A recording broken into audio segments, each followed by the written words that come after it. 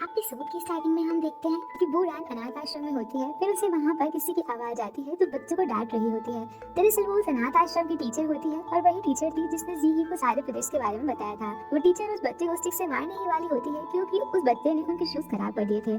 तभी वहाँ पर बूरान आ जाती है और बच्चे को बचा लेती है। फिर वो बूरान से कहती है कि ये बहुत ही बदमाश है, देखो इसने मेरे शूज खराब कर दिए। फिर जब बूरान उसके शूज देखती है तो कहती है ये वाटर कलर का निशान है जो तुम्हारे शूज पर से आसानी से हट जाएगा, क्यों ना तुम मुझे वीचार्ट पर ऐड कर लो और फिर मैं तुम्हें बता दूंगी कि इसे कैसे हटाना है। और इसी बहाने से बूरान उसके शू का पिक क्लिक कर लेती है। फिर बूरान जब अपने फोन में उन शूज का प्राइस देखती है तो शॉक्ड हो जाती है। तभी वहाँ पर कोई शू आ जाता है और फिर बूरान उससे कहती है यहाँ की टीचर की सैलरी इतनी ज्यादा नहीं है कि इस टीचर ने 10,000 युआन से ज्यादा कॉस्ट के शूज पहन रखे हैं और मुझे लगता है ये शीही के जाल में फंस चुकी है। फिर बूरान कोई शू से उस टीचर पर नजर रखने के लिए भी कहती है। आगे शीही किसी से मिलने जा रहा होता है और तब बूरान उसका पीछा करती है। उधर वो टीचर शीही को बार बार मैसेज और कॉल कर रही थी लेकिन वो उसे रिप्लाई नहीं देता। तभी वहाँ पर कोई शू आ जाता है और उसके पास आकर बैठ जाता है। फिर वो टीचर कुंशु से कहती है कि मैं तुम्हें कब से नोटिस कर रही हूँ कि तुम मुझे बहुत देर से फॉलो कर रहे हो और मैं तुम्हें एक बार पहले से ही बता दूं कि मेरा ऑलरेडी बॉयफ्रेंड है। फिर कुंशु कहता है तुम्हारा बॉयफ्रेंड कौनसी ही है ना, और मैं देख रहा हूँ कि तुम कब से कॉल कर रही हो लेकिन वो उठा नहीं रहा है। इस पर वो टीचर कहती है कि शीही बहुत बिजी है और फिर कुंशु उसे अपने फोन में शीही के बारे में बताता है जो दूसरी लड़कियों के साथ एंजॉय कर रहा होता है और उन सभी के सामने उस टीचर की बुराइयां भी करता है। ये सब कुछ बूरान उन्हें वीडियो पर बता रही होती है और फिर शीही उन सभी लड़कियों को मिस्टर वांग से मिलवाने के लिए ले जाता है और उसके पीछे पीछे बूरान भी जाने लगती है लेकिन तभी वहाँ के सिक्योरिटी गार्ड उसे रोक लेते हैं। फिर वहाँ पर शीही आ जाता है और बूरान के हाथ से उसका फोन ले लेता है और फिर उसका फोन स्विच ऑफ करके उसे वापस दे देता है। फिर वो सिक्योरिटी गार्ड से कहकर चला जाता है कि जब तक वो यहाँ से ना जाए इस पर नजर रखना। और फिर बूरान पार्किंग एरिया में जाती है और उसके पीछे सिक्योरिटी गार्ड्स भी होते हैं। तभी वो उनसे बचकर भागने की कोशिश करती है लेकिन तभी वहाँ पर लू आ जाता है। फिर लू के आते ही उन सभी के बीच लड़ाई शुरू हो जाती है और उस लड़ाई में लू के पैर पर कट भी लग जाता है। और फिर वहाँ पर कार में याओ आ जाती है और कहती है मैंने पुलिस को इन्फॉर्म कर दिया है। अब पुलिस का नाम सुनते ही वो सिक्योरिटी गार्ड्स डर कर वहाँ से चले जाते हैं।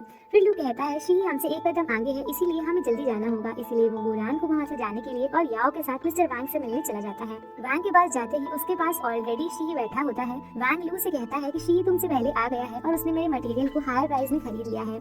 तभी याओ वांग से कहती है कि लेकिन आपने तो मटेरियल देने के लिए हमें प्रॉमिस करा था। फिर वांग कहता है इससे कोई फर्क नहीं पड़ता मटेरियल कौन खरीदता है और शी ने मुझे इसके पैसे भी दे दिए हैं और अब मुझे लगता है तुम्हें किसी और के पास जाना चाहिए। फिर शी वांग को वहाँ से अपने साथ ले जाता है और जाते समय लू से कहता है इस बार तुम हार चुके हो। फिर शी जाते टाइम बूरान को भी देखता है और उसे इग्नोर करके वहाँ से चला जाता है। अब याओ गुस्से में बूरान के पास आती है और कहती है क्या तुम्हें पता है तुम्हारी देरी की वजह से हमारी डील कैंसिल हो गई और वांग ने वो डील जी के साथ फिक्स कर ली है। फिर बूरान कहती है मुझे पता चल गया है कि डिजाइन किसने लीक करी थी और जल्द ही उसका सच भी सामने आ जाएगा और जब सबको पता चल जाएगा कि ये सब युवा ने करा है तो सब ठीक भी हो जाएगा। तब लू उससे कहता है कि शी ने तुम्हें देख लिया है और अब तुम कुछ नहीं कर सकती हो। फिर याओ कहती है अब तुम्हें इस मैटर से दूर रहना चाहिए और फिर डो को अपने साथ हॉस्पिटल लेकर चली जाती है। फिर बूरान कुंशु के पास जाती है। कुंशु से बताता है तुम्हारे आने से पहले शी ने उस टीचर को ब्रेकअप फीस दे दी थी इसीलिए वो यहाँ से चला गया। ये सुनकर बूरान बहुत ज्यादा सैड हो जाती है। आगे हम देखते हैं कि फैमिली में सभी को पता चल चुका होता है कि मिंडी लुई से मिलने गया था और इसी बात से हुआ उससे बहुत गुस्सा होती है और वो उसे कहती है कि तुम मेरे ऐसे बेटे हो जो मेरी हर बात में मेरा विरोध करके आया है और फिर भी तुमने सोना से शादी कर ली जिसकी ई फैमिली में कोई भी वैल्यू नहीं थी। 7 साल गुजर गए लेकिन तुम अभी भी ई हुआ की हेल्प ना करके बाहर वालों की हेल्प कर रहे हो। और फिर हुआ मिंडी और उसकी वाइफ को घर से जाने के लिए कह देती है। फिर मिंडी ई हुआ की सारी चीजें लौटा देता है और अपनी वाइफ को लेकर वहाँ से चला जाता है। अब इसके बाद लू अपने घर पर होता है और याओ से मैसेज पर बात कर रहा होता है। याओ उसे कह रही होती है कि अभी भी देर नहीं हुई है, अभी भी हम बूरान को सैक्रिफाइस कर सकते हैं और हम उसकी आइडेंटिटी रिवील कर सकते हैं कि वो ई फैमिली से है। तभी लू के घर की डोर बेल बजती है और वो जैसे ही डोर खोलता है तो बूरान आई होती है। बूरान उसे थैंक्स कहती है क्योंकि उसने उसकी जान बचाई थी और ये भी कहती है कि मैं समझ गई हूँ कि तुमने मुझे लियू से दूर रहने के लिए क्यों कहा था। और फिर वो उससे प्रॉमिस भी करती है कि अब वो उस पर बर्डन नहीं बनेगी।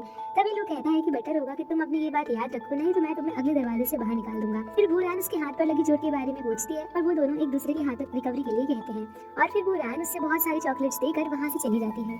अब बूरान के जाने के बाद लू याओ को मैसेज करके कहता है कि मैं ऐसा नहीं करने वाला हूँ।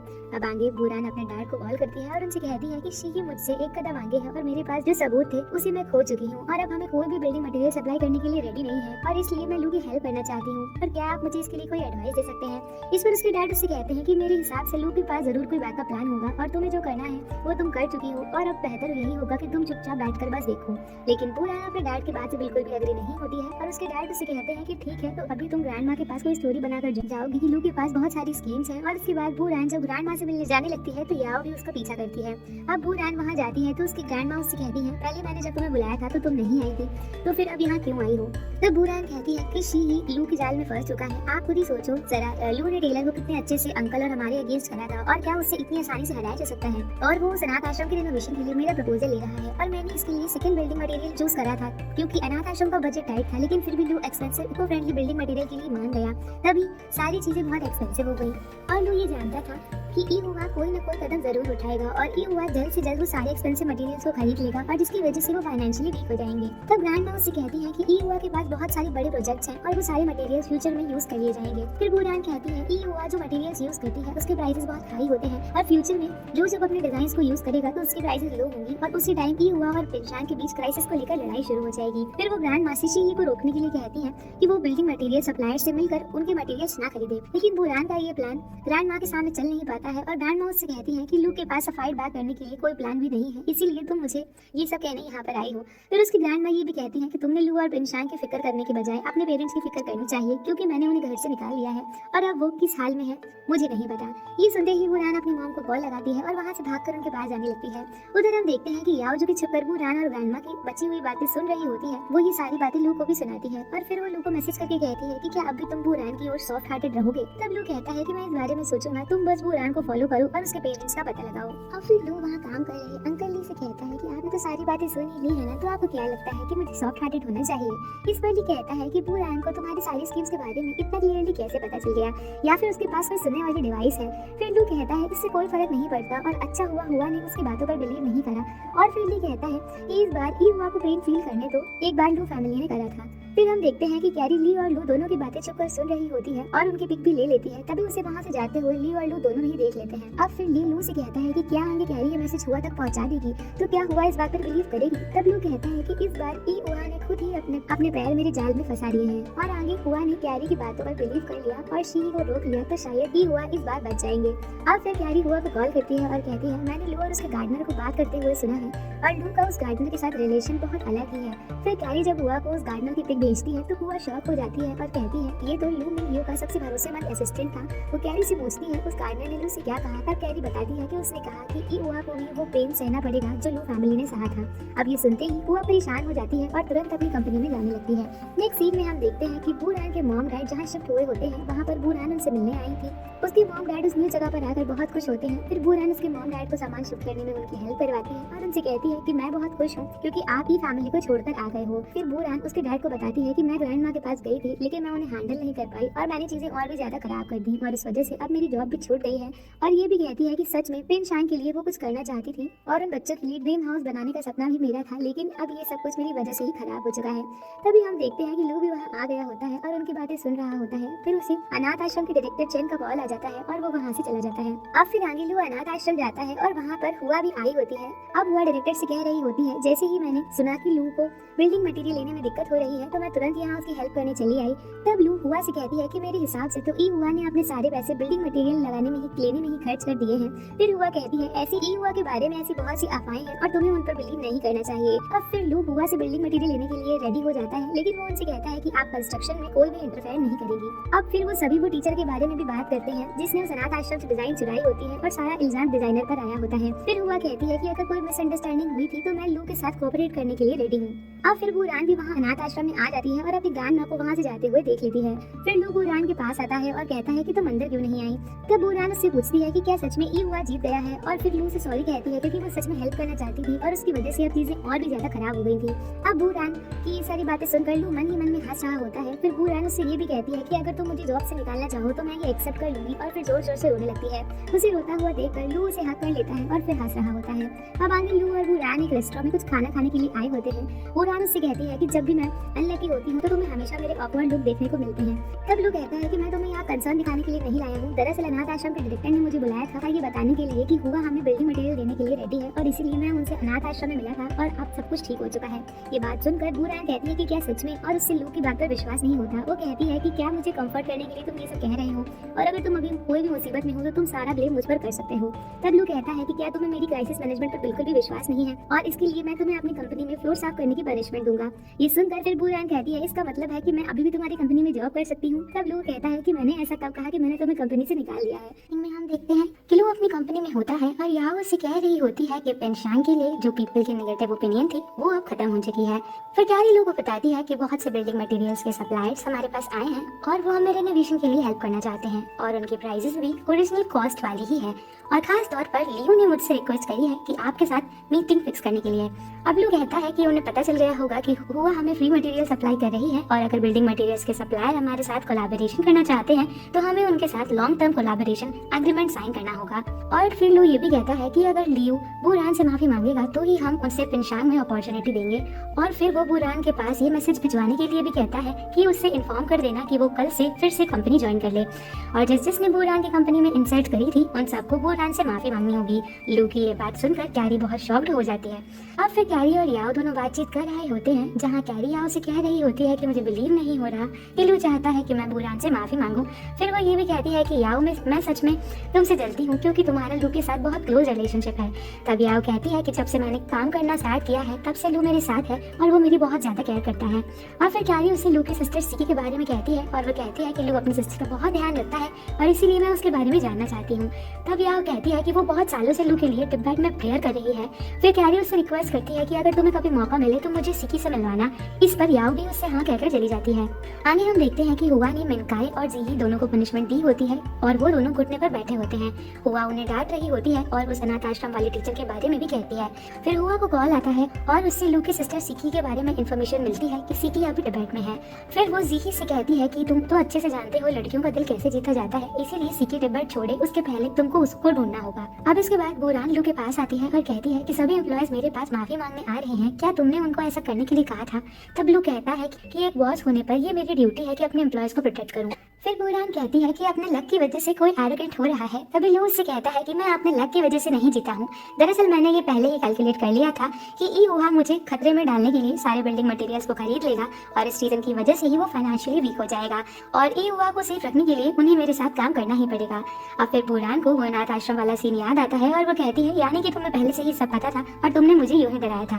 तब लू कहता है कि मुझे नहीं पता था कि तुम वो बात इतनी सीरियसली ले लोगी। फिर बुरान उससे ये कहकर वहाँ से चली जाती है कि अपना दिमाग साफ करने के लिए तुम थोड़ी चाय पी लो। अब बुरान के जाने के बाद लू हंसते हुए चाय पीने लगता है और साथ में बुरान के बारे में ही सोचता है। आगे लू घर जाता है तो वहाँ भी वो बुरान की बनाई हुई ड्राइंग को देख ही रहा होता है और उसे देखकर सेम फेस बनाने की कोशिश भी करता है। फिर वो अपना वी चार्ट खोलकर बैठा होता है और सोच रहा होता है कि क्या सच में बुरान अभी भी मुझसे गुस्सा है और तभी उससे गलती से बुरान को मैसेज भी सेंड हो जाता है और लू अब सोच रहा होता है कि मुझे अब कोई ना कोई एक्सक्यूज बनाना होगा। तभी वो एक डिलीवरी वाले को कॉल करके बुरान के घर पर कुछ सामान भिजवाने को कहता है। उधर बुरान भी यही सोच रही होती है कि आखिर लू ने मुझे ये मैसेज क्यों करा। तभी उसकी डोरबेल बजती है और वो डिलीवरी मैन आ जाता है। अब बुरान उससे कहती है कि मैंने तो कोई ऑर्डर नहीं करा था, लेकिन वो डिलीवरी मैन कहता है कि एड्रेस तो आपके ही घर का था।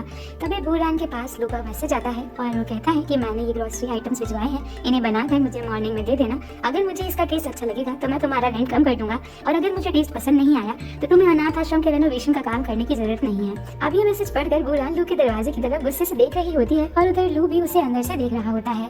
फिर बुरान गुस्से में ही अपने जोर जोर से हाथ और पैरों को हिलाने लग जाती है और उसकी आंखें देखकर लू को बहुत हंसी आ रही होती है। अब लू तो बिल्कुल भी बुरान के बारे में सोचना बंद ही नहीं कर पा रहा था। वो बुरान की उस हरकत को अपनी बुक में भी ड्रॉ करता है और उसे देख देख कर स्माइल कर रहा होता है।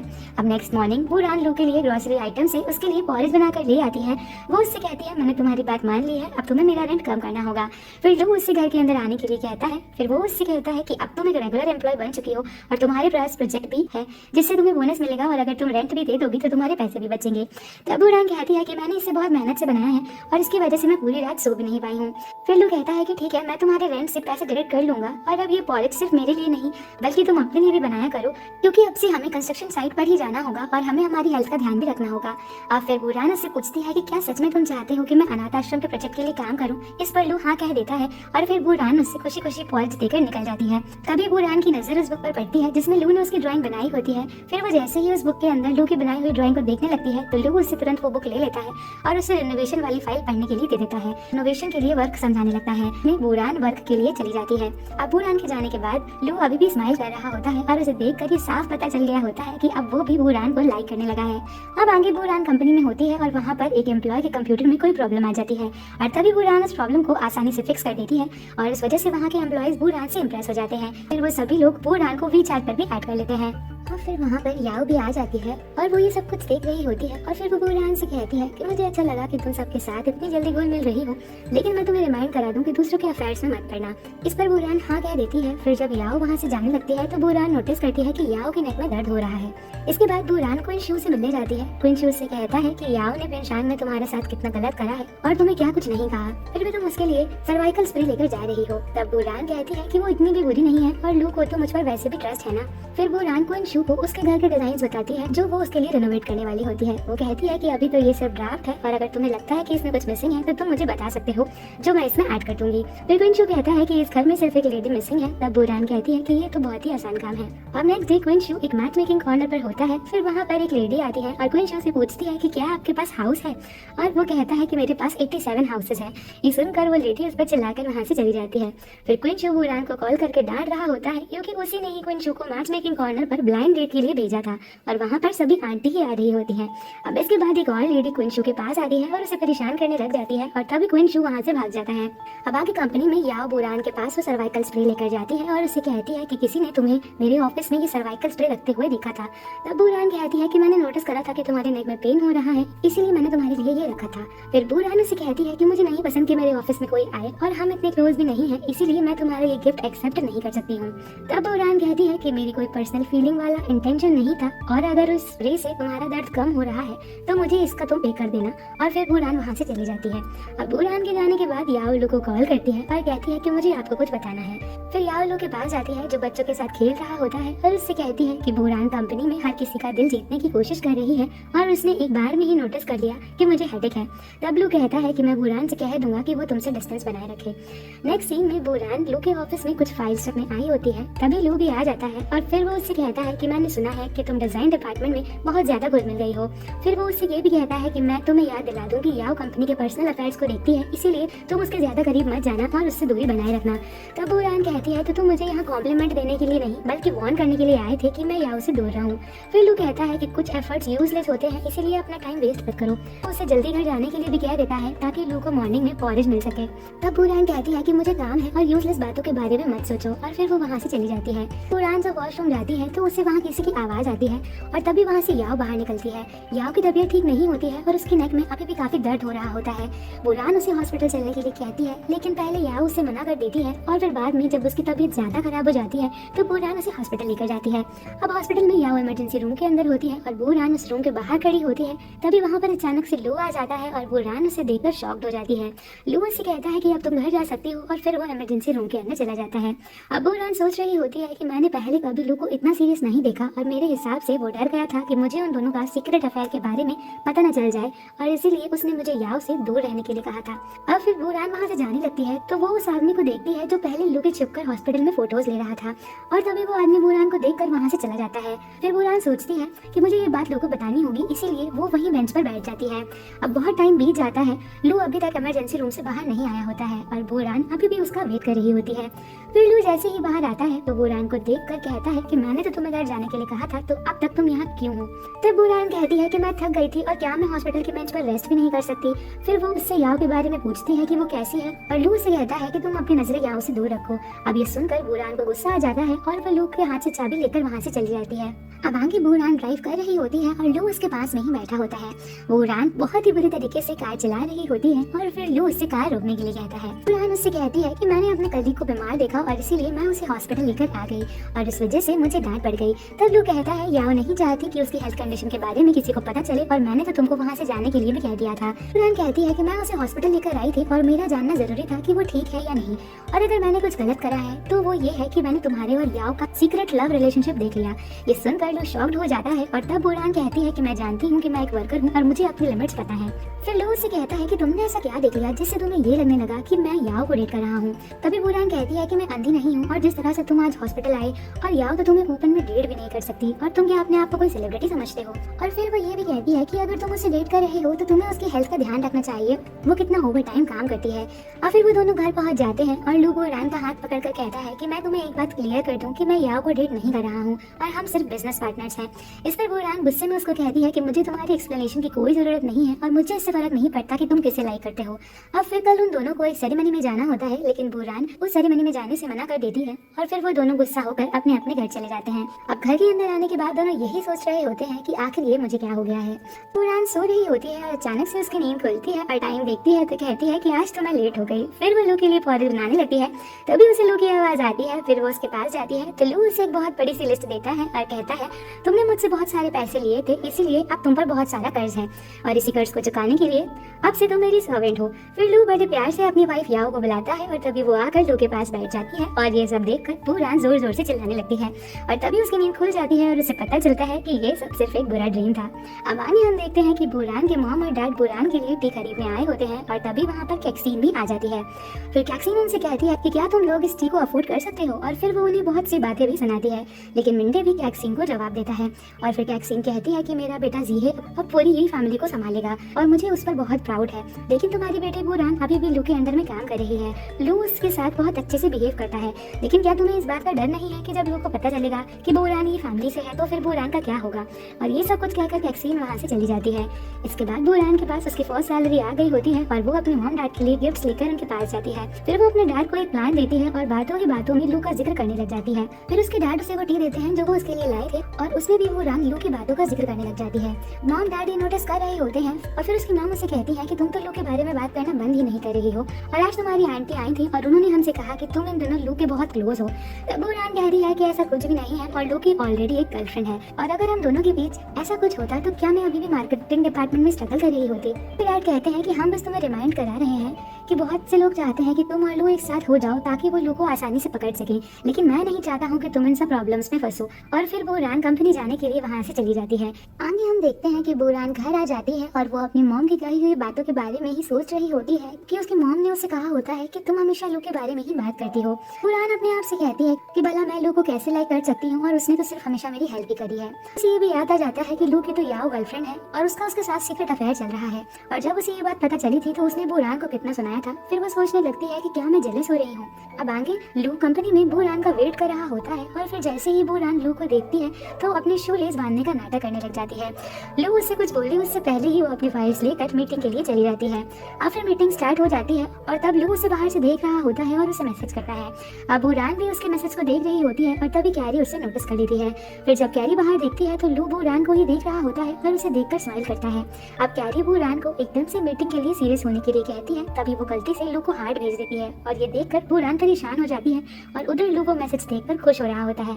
अब इसके बाद बुरान जैसे ही कंपनी में लू को देखती है तो वो तुरंत भागकर उससे दूर चली जाती है। बुरान याओ से मिलती है और फिर याओ उसे उस दिन के लिए थैंक्स कहती है कि मेरे हेल्थ कंडीशन के बारे में सीक्रेट ही रखना। बुरान कहती है कि मैं अपने कलीग्स के साथ गॉसिप नहीं करती हूँ। वो उसे नाइट में अपने साथ ड्रिंक करने के लिए इन्वाइट करती है। तो बुरान को लू की कही हुई बात याद आ जाती है कि उसने उससे कहा था कि वो याओ से दूर रहे और इसी वजह से बुरान उसे ये इन्विटेशन मना कर देती है। वो उसे पूछती है कि क्या बॉस ने तुमसे कुछ कहा। इस पर बुरान कोई भी जवाब नहीं देती है और तब याओ कहती है कि बॉस हमारी फ्रेंडशिप में कोई इंटरफेयर नहीं करेंगे। बुरान भी मान जाती है। नाइट में वो दोनों एक रेस्टोरेंट में ड्रिंक कर रहे होते हैं। बुरान उससे कहती है कि तुमने मुझे यहाँ सिर्फ थैंक्स करने के लिए नहीं बुलाया था, बल्कि इसलिए भी क्योंकि मुझे तुम्हारे और लू के सीक्रेट रिलेशनशिप के बारे में भी पता चल गया था। फिर याओ उससे पूछती है कि तुम्हें ऐसा क्यों लगता है कि मैं और लू सीक्रेट डेट कर रहे हैं। तब बुरान उससे बताती है कि जब तुम बेहोश हो गई थी तो मैंने लू को नहीं बताया था, लेकिन फिर भी वो वहाँ भागता हुआ आ गया था और मैं प्रॉमिस करती हूँ कि मैं ये बात किसी को नहीं बताऊंगी। फिर याओ उससे कहती है कि हेडेक मेरी बहुत पुरानी प्रॉब्लम है और अगर मैं हॉस्पिटलाइज्ड हो जाती हूँ तो उसका इफेक्ट कंपनी पर आएगा, इसीलिए लू मेरी चिंता करता है और मैं लू की सिर्फ सबऑर्डिनेट हूँ और हमारे बीच ऐसा कुछ भी नहीं है। फिर वो बुरान को ये भी कहती है कि मैं तो कब से मिसेस लू के आने का वेट कर रही हूँ ताकि लू की शादी हो जाए। दरअसल लू बहुत टाइम से सिंगल है और मुझे तो ये भी डाउट है कि लू के सेक्सुअल ओरिएंटेशन के साथ कोई प्रॉब्लम हो सकती है। फिर बुरान उससे पूछती है तो मुझे ये बताओ कि लू को लड़कों या लड़कियों में किस में ज्यादा इंटरेस्ट है। और तभी वहाँ पर मिनकाय आ जाता है। अब मिनकाय बुरान से याओ के बारे में पूछता है कि ये कौन है, क्या तुम मुझे इससे इंट्रोड्यूस नहीं करवाओगी। तब बुरान उससे कहती है कि ये मेरी फ्रेंड है और आप इनके साथ फ्लर्ट नहीं कर सकते हैं। लेकिन बुरान के कहने के बावजूद भी मिनकाय याओ को अपने साथ ड्रिंक करने के लिए कहता है और इससे बुरान को गुस्सा आ जाता है और वो मिनकाय की ड्रिंक उसी के फेस पर गिरा देती है। अब इसके बाद मिनकाय को भी उस पर गुस्सा आ जाता है और वो बुरान को मारने के लिए उसके पास जाने लगता है। तभी याओ उनके बीच में आ जाती है और मिनकाय से कहती है, आप मुझे जानते नहीं हो, मैं लू की सेक्रेटरी हूँ और मेरा कलीग लीगल डिपार्टमेंट में है, मैं उसे अभी यहाँ बुलाती हूँ। उसकी ये बात सुनकर मिनकाय डर जाता है और फिर बुरान और याओ दोनों बुरान के घर पर ड्रिंक करने के लिए चले जाते हैं। अब हमें बुरान के घर का सीन बताया जाता है जहाँ बुरान और याओ दोनों ड्रिंक कर रही होती हैं। फिर याओ उसके घर को देखकर कहती है कि तुम्हारा घर तो बहुत सुंदर है और तब बुरान कहती है कि मेरे इस घर के रेनोवेशन के पीछे एक स्टोरी है। जब मुझे पिंशांग के इंटरव्यू के लिए रिजेक्ट कर दिया गया था तो मुझे बहुत बुरा लगा था और तभी मुझे पता चला कि लू के पास वाला अपार्टमेंट खाली है और इसीलिए मैं लू को अपना टैलेंट दिखाने के लिए इस घर में शिफ्ट हो गई थी। फिर याओ कहती है कि अब तो लू तुम पर काफी ट्रस्ट करता है और इसीलिए उसने तुम्हें कंपनी का इतना इम्पोर्टेंट प्रोजेक्ट दिया और मुझे भरोसा है कि तुम अपना फ्यूचर ब्राइट करोगी। इसके बाद बुरान फिर फिर से लू के सेक्सुअल ओरिएंटेशन के बारे में पूछती है, तब याओ कहती है कि मैं तो बस मजाक कर रही थी और लू इतनी आसानी से किसी लड़की के प्यार में नहीं पड़ेगा। फिर बूरान ड्रिंक करते करते लू की बहुत सारी बुराइयां करने लग जाती है और वो दोनों साथ में काफी अच्छा टाइम स्पेंड करते हैं। अब ड्रिंक ज्यादा करने की वजह से बूरान जमीन पर ही लेट जाती है और जब याओ उसे उठाने की कोशिश करती है तो वो वहाँ से बिल्कुल भी नहीं उठती है। इसके बाद याओ लू को मैसेज करती है और पूछती है कि क्या तुम घर पर हो। लू ये मैसेज देखकर उसे कॉल करता है और तब याओ उसे बूरान की पूरी बात बताती है और ये सुनकर लू तुरंत ही बूरान के घर चला आता है। फिर लू जब अंदर जाता है तो देखता है कि बूरान ड्रिंक की बोतल लेकर जमीन पर ही लेटी हुई होती है। याओ लू से कहती है कि मैं तो बस बूरान का कैरेक्टर चेक करना चाहती थी और मुझे नहीं पता था कि ये इतनी आसानी से ड्रंक हो जाएगी। और फिर इसके बाद याओ अपने घर जाने के लिए वहाँ से निकल जाती है। अब फिर लू जब बूरान के हाथ से ड्रिंक की बोतल लेता है तो बूरान एकदम से उठ जाती है और उसे लगता है कि अभी भी याओ उसके पास है, इसीलिए वो फिर से लू की बुराइयां करने लग जाती है। फिर लू उसे उठाकर बेड पर सुला देता है और वहाँ से जाने लगता है, लेकिन तभी बूरान उसे याओ समझकर उसका हाथ पकड़ लेती है और कहने लगती है थैंक यू मेरा फ्रेंड बनने के लिए। मैं इतने सालों से सिर्फ अपने गोल्स पर ही ध्यान दे रही थी और लू चाहता है कि मैं सभी टीम वालों के साथ कोऑपरेट करूं, लेकिन मैं ये नहीं जानती हूँ कि फ्रेंड्स कैसे बनाते हैं और सभी के साथ कैसे कोऑपरेट करा जाता है। और फिर बूरान उस सेरेमनी की बात भी करती है जिसमें वो लू के साथ जाने वाली होती है, लेकिन फिर बाद में उसने जाने से मना कर दिया होता है और वो कहती है कि अगर मैं उस सेरेमनी में नहीं जा पाई तो मुझे बहुत रिग्रेट होगा। अब नेक्स्ट मॉर्निंग बूरान उठती है और लू के लिए पॉरेज बनाती है और साथ में थोड़ा अपने लिए भी। उधर लू भी रेडी होकर बूरान के ही आने का वेट कर रहा होता है। फिर जैसे ही डोर बेल बजती है तो वो भागकर डोर के पास आ जाता है, लेकिन फिर वापस पीछे आ जाता है और थोड़ी देर बाद डोर ओपन करता है। अब डोर ओपन करते ही बूरान लू को पॉरेज देती है और कहती है कि तुमने मुझे प्रॉमिस करा था कि तुम मेरा रेंट कम कर दोगे। फिर लू जब पॉरेज को देखता है तो कहता है कि ये इतना कम कैसे है। तब बूरान कहती है कि कल नाइट मैंने थोड़ी ड्रिंक कर ली थी, इसीलिए आज मैंने पॉरेज को ओवरकुक्ड कर लिया। इसके बाद लू उससे फिर से उस सेरेमनी में चलने के लिए कहता है, जिसमें बूरान भी उसके साथ जाने के लिए रेडी हो जाती है और वो बहुत ज्यादा खुश हो जाती है। अब हमें अनाथ आश्रम के रेनोवेशन की सेरेमनी का सीन बताया जाता है जहाँ पर बहुत से लोग आए होते हैं और हुआ भी वही होती है। इसके बाद लू अपने बिहाफ पर बूरान को वहाँ पर स्पीच देने के लिए बोलता है। फिर बूरान जब अपना स्पीच स्टार्ट करती है तो वहाँ के बच्चे बहुत खुश होते हैं और एक्साइटमेंट के साथ उसका स्पीच सुनते हैं और लू भी उसका स्पीच बहुत ध्यान से सुनता है और बूरान के लिए बहुत खुश होता है। फिर हम देखते हैं कि अनाथ आश्रम के रेनोवेशन का काम शुरू हो चुका होता है और बूरान अब अपने काम में बहुत ज्यादा बिजी हो चुकी होती है। इसी बीच लू उसे चॉकलेट्स भी देता है, लेकिन बूरान सिर्फ और सिर्फ अपने काम पर ही फोकस करती है। इसके बाद अब अनाथ आश्रम के रेनोवेशन का काम खत्म हो चुका होता है, जहाँ लू और बूरान सभी बच्चों के साथ वहीं पर होते हैं। सभी बच्चे बहुत खुश होते हैं और जैसे ही अपना न्यू क्लासरूम देखते हैं तो उन्हें वो बहुत पसंद आता है। फिर लू और बूरान दोनों मिलकर बच्चों के साथ बहुत सारे गेम्स भी खेलते हैं और इसी के बाद बच्चे उन दोनों को गाउन भी पहनाते हैं और उन दोनों को प्रिंस और प्रिंसेस कहते हैं। और फिर लू उन सभी के साथ अपनी स्वीट मेमोरीज को कैमरे में कैप्चर करता है। अब आगे बूरान कंपनी में होती है और अपने कलीग्स को वो सारे पिक्स बता रही होती है और सभी कलीग्स बूरान से बहुत इम्प्रेस भी होते हैं। अब फिर बूरान कंपनी से जा ही रही होती है तो लू उसे अपने साथ डिनर पर ले जाना चाहता था। वो उसे रोकने की कोशिश भी करता है, लेकिन तब तक बूरान वहाँ से चली जाती है और तभी लू उसके पीछे चला जाता है। इधर बूरान कुंशु के साथ रेस्टोरेंट में आई होती है और वो दोनों साथ में डिनर कर रहे होते हैं। अब लू भी उन दोनों को बाहर से देख रहा होता है। फिर उससे बूरान और कुंशु की क्लोजनेस देखी नहीं जाती, इसीलिए वो तुरंत उसी टाइम बूरान को मैसेज करता है कि वो जल्द से जल्द कंपनी से एक फाइल लेकर उसके घर पर आ जाए। अब ये मैसेज देखकर बूरान वहाँ से चली जाती है और उसे जाते हुए लू भी देखता है और फिर वो भी वहाँ से चला जाता है। इसके बाद बूरान वो फाइल लेकर लू के घर आ जाती है और डोर बेल बजाती है। तब लू दरवाजे पर ही खड़ा होता है और तुरंत उसी टाइम गेट खोल देता है। तब बूरान उससे कहती है कि तुमने बहुत जल्दी गेट खोल दिया और उसी टाइम लू के घर में से टी की स्मेल आने लगती है और वो उससे पूछती है कि क्या तुम टी बना रहे हो। फिर लू उससे कहता है कि मुझे तुम्हारे एफर्ट्स को वेस्ट नहीं जाने देना चाहिए और तुमने तो अपना पेट ओल्ड ट्वेल रेस्टोरेंट में ही भर लिया था ना, और इसीलिए फ्रेशन अप के लिए मैंने तुम्हारे लिए टी बनाई है। अब लू की ये बात सुनते ही बूरान उससे पूछती है कि तुम्हें कैसे पता कि मैं ओल्ड ट्वेल रेस्टोरेंट में गई थी। इसी टाइम लू थोड़ा चुप हो जाता है और फिर बाद में कहता है कि तुम्हारी डेली रूटीन के बारे में पता लगाया जा सकता है और फिर वो बूरान को अंदर टी पीने के लिए ले जाता है। अब अंदर आने के बाद जब बूरान लू का टी सेट देखती है तो उससे वो बहुत ज्यादा पसंद आता है। फिर लू कहता है कि जब मैं अकेला होता हूँ तो मुझे इसको यूज करने में बहुत आलस आता है और अगर तुम्हें ये टी सेट पसंद आया है तो मैं ये तुम्हें दे सकता हूँ। कि वो फिर बूरान कहती है कि टी सेट्स को मेंटेन रखना चाहिए और तुम्हें इसे यूज करने में आलस आता है, इसीलिए तुम ये मुझे देना चाहते हो ताकि मैं तुम्हारे लिए इसे मेंटेन रख सकूँ। तब लू कहता है कि क्या तुम मेरे बारे में ऐसा सोचती हो कि मैं हमेशा दूसरों को एडवांटेज देने का सोचता हूँ। बूरान कहती है भला इतनी वैल्यूएबल चीज को मैं बिना किसी रीजन के कैसे ले सकती हूँ। और उधर लू अपने मन में सोच रहा होता है कि क्या सच में मैं इसके साथ इतना नाइस हो रहा हूँ। और तभी लू कहता है कि अगर तुम्हें लगता है कि ये इतनी वैल्यूएबल अवेलेबल है तो ये डिजाइन ड्राइंग्स की फाइल लो और मुझे कल तक इसमें क्या क्या फॉल्ट है वो बताकर उसकी रिपोर्ट दो।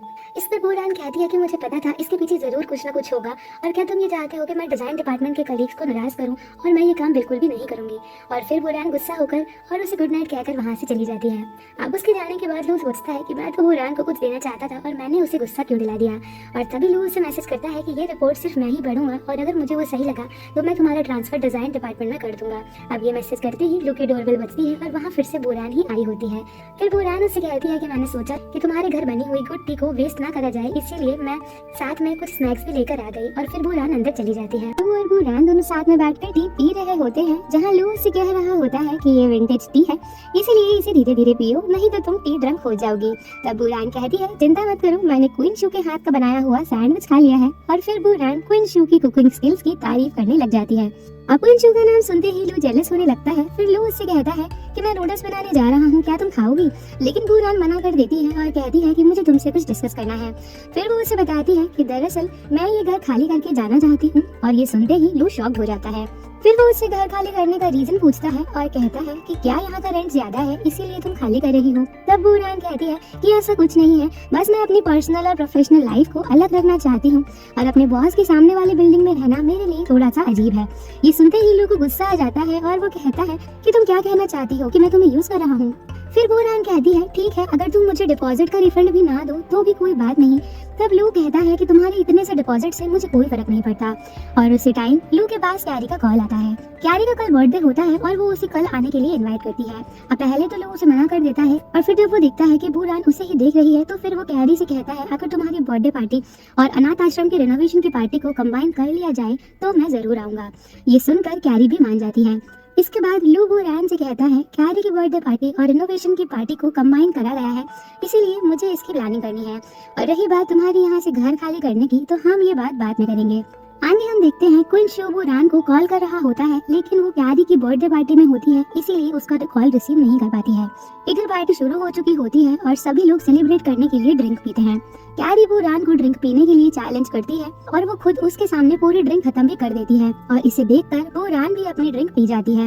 लू और याओ बुरान को मना भी करते हैं और लू उसके बिहाफ में ड्रिंक पीने के लिए भी कहता है लेकिन बुरान मना कर देती है और फिर कैरी उसे एक बार और ड्रिंक करने के लिए कहती है और तभी बुरान बहुत सारी ड्रिंक कर लेती है। अब इतनी ज्यादा ड्रिंक पीने के बाद बुरान वहीं पर बेहोश हो जाती है।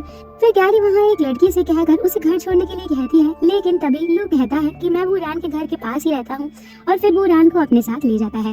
अब ये सब देखकर तो कैरी का पूरा मूड ही खराब हो जाता है। अब इधर क्वीन शू बुरान के घर के नीचे पार्किंग एरिया में आया होता है तभी वो लू की आती हुई कार को देखता है और थोड़ा पीछे छुप जाता है। अब क्वीन शू देखता है कि बुरान लू और याओ के साथ पूरी तरह से ड्रंक होकर आई होती है और तभी लू याओ से कह रहा होता है कि तुम घर जाओ, मैं बुरान का ध्यान रख लूंगा। अब इस पर याओ उससे कहती है कि मैं जानती हूँ कि तुम लोगों का अच्छे से ध्यान रखते हो और ये मैं बचपन से देखती आई हूँ। अब याओ की ये बचपन वाली बात सुनकर क्वीन शू थोड़ा कंफ्यूज हो जाता है। फिर लू याओ से पूछता है कि क्या तुम्हें कुछ याद आया? तब याओ कहती है कि भले ही मुझे याद ना हो लेकिन मुझे पता है। और फिर वो रान जब लू के कंधे पर अपना सर रखकर वहाँ से जा रही होती है तो याओ को एकदम से अपना पास याद आ जाता है जब वो भी ड्रंक होती थी और अपना सर लू के कंधे पर रखकर जा रही होती है और लू से कह रही होती है कि तुम लोगों का ध्यान रखने में सबसे बेस्ट हो। अब इसके बाद याओ के नेक में फिर से दर्द होना शुरू हो जाता है और वो डॉक्टर से मिलने हॉस्पिटल चली जाती है और तभी क्वीन शू भी हॉस्पिटल में उसका पीछा करते हुए आता है और ये सब देख रहा होता है।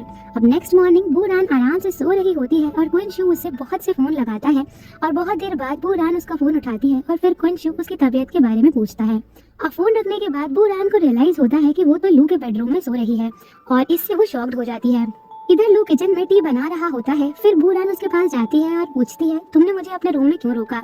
तभी लू को कल रात वाला सीन याद आ जाता है जब बुरान ड्रंक थी तो लू उसे उसके घर तक ले गया था लेकिन वो अपना डोर नहीं खोल पा रही थी और लू को डर था कि वो वहीं फ्लोर पर ही ना सो जाए जिससे उसको कोल्ड हो जाएगा।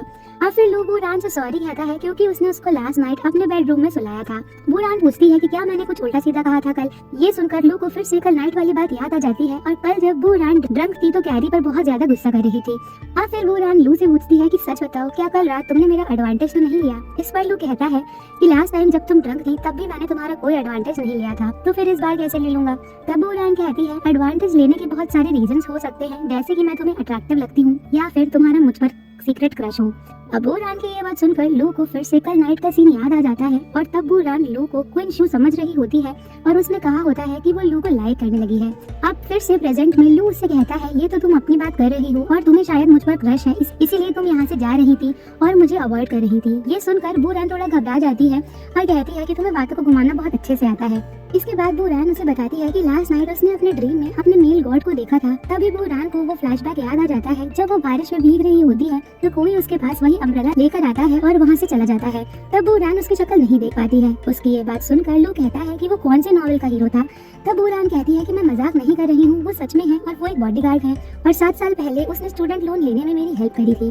फिर बूरान की ये बात सुनकर लू का एक फ्लैशबैक दिखाया जाता है जब उसे याद आता है कि बूरान अपनी ग्रैंड माँ से स्टूडेंट लोन मांग रही होती है, लेकिन उसकी ग्रैंड माँ ने लोन देने से उसे साफ मना कर दिया होता है और दरवाजा भी बंद कर दिया होता है। अब फिर बूरान वहीं बारिश में भीग रही होती है। तभी लू जो कि बॉडीगार्ड था वहाँ उसके लिए अम्ब्रेला लेकर आता है और कहता है क्या इस तरह दुखी होने से आपको सिंपैथी मिलेगी। अब फिर वो बॉडीगार्ड बूरान के लिए नूडल्स भी लेकर आता है और उसकी हुआ के साथ मीटिंग भी करवाता है।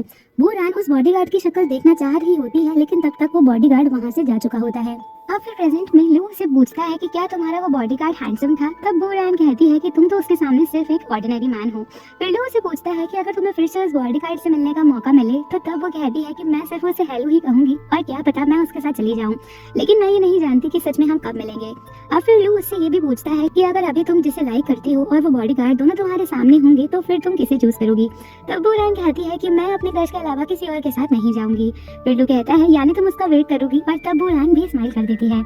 अब इसके बाद लू से पूछता है तुम यहाँ से घर खाली करके कब कहाँ जाओगी। तब बूरान बताती है कि क्वीन शू के पास बहुत से घर हैं और उसमें से मुझे वो एक घर फ्रेंडली प्राइस पर दे देगा और क्वीन शू मुझसे रेंट भी कम लेगा और वो मुझे एक एनिमी की तरह भी ट्रीट नहीं करेगा। अब ये सब सुनकर लू कहता है कि यहाँ से घर खाली करके मत जाओ क्योंकि मुझे मेरे नेबर यानी तुम्हारे पास रहने की आदत हो चुकी है और मैं फिर से अडाप्ट करने के लिए रेडी नहीं हूँ। तब बूरान कहती है तो फिर तुम्हें मुझसे रेंट नहीं लेना चाहिए। लू कहता है ये मैं तुम्हारे साथ डिस्कस नहीं कर रहा हूँ बल्कि मैं तुम्हें बता रहा हूँ और जब भी तुम्हारे टायर पंक्चर होगा मैं तुम्हें अपने साथ ले जाऊंगा और अगर तुम्हें रेंट की चिंता हो तो तुम उधार भी कर सकती हो और अगर तुम्हारे लेग में फिर से क्रैम्प आ जाए तो तुम मेरे पास आ सकती हो और नाइट में मेरे साथ नूडल्स खाने भी आ सकती हो। अब लू की ये सारी बातें सुनकर तो बूरान की नजरें लू से हटती ही नहीं है और तब लू कहता है मेरे से अच्छा लैंडलॉर्ड और तुम्हें कहाँ मिलेगा। फिर सभी लोग के पास कैरी का कॉल आ जाता है और वो फिर से बूरान की शिकायत करने लग जाती है कि वो अभी तक ऑफिस नहीं आई है। ये सुनते ही बूरान तुरंत ऑफिस जाने के लिए वहाँ से भागती है। तब लू कहता है कि मैंने सुबह ही डिजाइन के ड्राफ्ट को रिव्यू करवाने के लिए उसे बुला लिया था। ये सुनकर बूरान कहती है तुमने मेरे लिए कैरी से झूठ बोला। इस पर लू कहता है तुम ऑफिस के लिए लेट हो रही हो और तभी बूरान वहाँ से चली जाती है। अब बूरान के जाने के बाद लू अपने उसी 7 साल पुराने कोट को निकालता है और उसे देख रहा होता है। अब आगे हम देखते हैं कि लू और बूरान दोनों एक साथ कार में ऑफिस जा रहे होते हैं। तभी बूरान का फोन लू की कार में नीचे गिर जाता है और उसे उठाते टाइम दोनों एक दूसरे के क्लोज भी आ जाते हैं। इधर शी टिबेट से वापस अपने घर आ चुका होता है। जैसे ही वो घर में एंटर होता है तो उसकी नजर सबसे पहले वहाँ पड़े फ्रूट्स पर पड़ती है और वो तुरंत भागकर खाने चला जाता है। वो कहता है कि टिबेट में मुझे खाना नहीं मिला और फिर ग्रैंड माँ को बताता है कि मुझे सिकी के बारे में कोई भी इन्फॉर्मेशन नहीं मिली है। अब आगे हॉस्पिटल में याओ डॉक्टर से अपना ट्रीटमेंट ले रही होती है। फिर वो डॉक्टर से पूछती है क्या आप मुझे बता सकते हैं कि लू के साथ मेरा क्या रिलेशन है, क्योंकि जब भी लू किसी और फीमेल को देखता है तो मुझे बहुत नर्वसनेस फील होती है। तब डॉक्टर उसे बताता है कि लू ने मुझे पहले कहा था कि तुम उसकी छोटी फेवरेट सिस्टर हो और तुम्हें अपने इस जवाब के लिए सिकी को लाना होगा। इस पर याओ भी कहती है कि मैं जल्द से जल्द उसे लाऊंगी। अब फिर याओ जब बाहर आती है तो उसकी मुलाकात क्वीन शू से होती है और वो उससे पूछती है कि तुम यहाँ क्या कर रहे हो। तब वो बहाना बनाता है कि कल नाइट मैंने मेरे क्लाइंट के साथ ड्रिंक कर ली थी, इसीलिए मैं यहाँ अपने स्टमक पेन के लिए दवाई लेने आया हूँ। अब याओ के जाने के बाद क्वीन शू सोच रहा होता है कि अच्छा तो ये मेरे हाफ सिस्टर लू शिकी है। अब आगे बूरान अपने ऑफिस में होती है। तभी उसके पास क्वीन शू का कॉल आता है और वो उसे बताता है कि मैं आज हॉस्पिटल में याओ से मिला था और फिर बूरान से उसके पेट दर्द के बारे में पूछता है क्योंकि लास्ट नाइट उसने बहुत ज्यादा ड्रिंक कर ली थी। फिर वो कहता है कि मैंने तुम्हारे लिए भी मेडिसिन ले ली है और इसे मैं तुम्हें दिन में दे दूंगा। फिर बूरान उसे ये भी कहती है कि आज मैं अपनी बाइक लेकर नहीं आई हूँ, इसीलिए तुम मुझे राइड भी दे देना। अब उन दोनों की ये सारी बातें लू सुन रहा होता है। फिर वो बूरान से पूछता है कि तुमने क्वीन शू को बुलाया क्यों। इस पर बूरान कहती है कि उसे डर है कि ड्रिंक की वजह से मेरे पेट में दर्द होगा, इसीलिए वो मेरे लिए मेडिसिन लेकर आया है। अब ये सब सुनकर लू को काफी ज्यादा जेलसी होती है। फिर लू के हाथ में कॉफी कप होता है और वो खाली कप को ही पी रहा होता है। जब बूरान ये देखती है तो वो उससे पूछती है कि बॉस आप ये क्या पी रहे हैं। तब लू उसे कप देता है और कहता है कि मेरे लिए कॉफी बना कर लाओ, लेकिन फिर लू उससे कप वापस ले लेता है और कहता है रहने दो, फिर तुम मुझ पर ब्लेम करोगी कि मैंने एक बीमार एम्प्लॉय से कॉफी बनवाई। और फिर लू रेस्ट करने के लिए उसे हाफ डे पेड लीव पर जाने के लिए भी कहता है। ये सुनकर बूरान कहती है तुम मेरे साथ इतने काइंड क्यों हो रहे हो और मुझे डर है कि कहीं मुझे कोई मिसअंडरस्टैंडिंग ना हो जाए। तब लू कहता है जैसे तुम्हारी इच्छा हो वैसा करो। फिर बुरान कहती है ठीक है और मुझे लीव की कोई जरूरत नहीं है और फिर वहाँ से जाने लगती है। तभी वहाँ पर कैरी आ जाती है। कैरी लू से कॉफी और टी के लिए पूछती है और फिर बाद में उसके ऑफिस में कॉफी लेकर जाती है। अब कैरी उसे अपनी बर्थडे पार्टी के लिए थैंक्स कहती है। तब लू कहता है कि हम कलीग्स हैं तो तुम्हें फॉर्मेलिटी करने की कोई जरूरत नहीं है। फिर लू उसे उसका बर्थडे गिफ्ट एक ब्रेसलेट देता है जो उसकी सिस्टर तिब्बत से लाई होती है। अब कैरी को वो गिफ्ट बहुत पसंद आता है। तब लू उसे बताता है कि कंपनी ने बहुत ही पॉपुलर शॉर्ट वीडियो प्रोग्राम के साथ कोलैबोरेशन करने का डिसाइड करा है और ये कंपनी के लिए एक बहुत बड़ी अपॉर्चुनिटी है और ये प्रोजेक्ट मैं तुम्हारी टीम को असाइन करने के लिए देता हूँ। तब कैरी कहती है मैं आज ही इसे कंप्लीट कर दूंगी और फिर कैरी वहाँ से चली जाती है। अब कैरी के जाने के बाद याओ वहाँ आती है और लू को एक मीटिंग के लिए ले जाती है। अब आगे कैरी के पास हुआ का कॉल आता है और वो उससे कहती है कि सिकी वाली बात तुम्हारी गलत निकली। तब कैरी कहती है कि ऐसा नहीं हो सकता और सिकी तिब्बत से वापस आ चुकी है। लू ने मुझे तिब्बत का एक ब्रेसलेट भी दिया है और लू ने मुझे एक बहुत इंपॉर्टेंट प्रोजेक्ट करने के लिए भी दिया है। तब हुआ उससे और अटेंशन रखने के लिए कहती है। अब फिर कैरी उस ब्रेसलेट का पिक लेकर अपने फोन में सर्च करती है और कहती है कि बुरान ही मेरे और लू के बीच में है और मैं अब इस ट्रिकी पोजीशन में नहीं रह सकती। इसके बाद वो बुरान को अपने ऑफिस में बुलाती है और उससे एक शॉर्ट वीडियो फिर से फॉर्म वाले रिनोवेशन शो के बारे में बताती है और कहती है कि लू तुम पर बहुत ट्रस्ट करता है इसीलिए तुम इसे संभालो। फिर बुरान कहती है मुझे इसका एक्सपीरियंस नहीं है। तब कैरी कहती है कि लू ने कहा है कि ये अर्जेंट है। बुरान वो फाइल लेकर वहाँ से चली जाती है। अब उसके जाने के बाद कैरी सोचती है लू बुरान के प्रपोजल को जरूर एक्सेप्ट कर लेगा और तब मैं इस प्लान के बारे में हुआ को बता दूंगी और जब भी हुआ अपना कदम आगे बढ़ाएगा तो पिनशान को एम्बैरस होना पड़ेगा और इसका सारा ब्लेम बुरान पर लग जाएगा और फिर मैं अपना गुस्सा निकाल सकूंगी। आगे लू कैरी से फोन करके उस प्रोजेक्ट के बारे में पूछता है। तब वो उसे बताती है कि प्रोजेक्ट को बुरान कर रही है। ये सुनते ही लू परेशान हो जाता है। अब इधर बुरान अपना ये प्रोजेक्ट कंप्लीट कर ही रही होती है कि तभी उसके पेट में दर्द शुरू हो जाता है और फिर वहाँ क्वीन शू छुपकर उसके लिए मेडिसिन लेकर आता है। फिर बुरान के बताने पर क्वीन शू उसका बचा हुआ काम पूरा कर देता है और फिर बाद में कहता है कि मैं हमेशा तुम्हारे साथ हूँ। तभी वहाँ पर पीछे से लू आ जाता है और उन दोनों की बातें सुन लेता है। फिर वो एकदम से कहता है कि तुम्हारी हिम्मत कैसे हुई यहाँ अंदर आने की, क्या ये कोई सब्जी मार्केट है। तब कुंशु कहता है कि तुम यहाँ इतने चुपचाप आए इससे तो तुमने मुझे डरा ही दिया। फिर लू उससे कहता है कि ये मेरी कंपनी है और तुम्हें सिखाने की जरूरत नहीं है कि मुझे इसे कैसे चलाना चाहिए और तुम पिनशान के ऑफिस में इस तरह से आ गए, ये बहुत ही सीरियस मैटर है। तभी बुरान लू से कहती है कि इसमें मेरी गलती है, मैं ही इसे अंदर लाई थी तो पनिश भी मुझे ही करो। कुंशु कहता है कि इतना लेट कंपनी में कोई नहीं था और तुम अपने एक बीमार एम्प्लॉय से इतना काम करवा रहे हो और क्या पिनशान इतना हार्टलेस है। तब लू बुरान से कहता है कि मैंने तो हॉलीडे दे दी थी ना, फिर तुम घर क्यों नहीं गई और यहाँ रुककर दूसरों का काम क्यों कर रही हो और क्या तुम उन्हें मना नहीं कर सकती थी। ये भी कहता है कि तुम्हारा वो गुस्सा अब कहाँ गया जब तुमने सुबह मुझ पर चिल्लाया था। ये सुनते ही कुंशु कहता है कि एक मिनट, क्या कहा तुमने, क्या कल रात तुम दोनों साथ में सोए थे। तब बुरान कहती है कि दरअसल कल मैं ड्रंक थी इसीलिए लू मुझे अपने घर ले गया था ताकि वो मेरा ध्यान रख सके। अब कुंशु बुरान को वहाँ से जाने के लिए कहता है क्योंकि उसको लू के साथ अकेले में कुछ बात करनी थी। कुंशु के बहुत ज्यादा फोर्स करने पर बुरान चली तो जाती है लेकिन छुपकर वहीं साइड में से उन्हें देख रही होती है। अब कुंशु लू की कॉलर पकड़ लेता है और कहता है कि मुझे नहीं पता कि तुम क्या सोच रहे हो लेकिन मैं तुम्हें वार्न करता हूँ कि इन सब चीजों में मत पड़ो।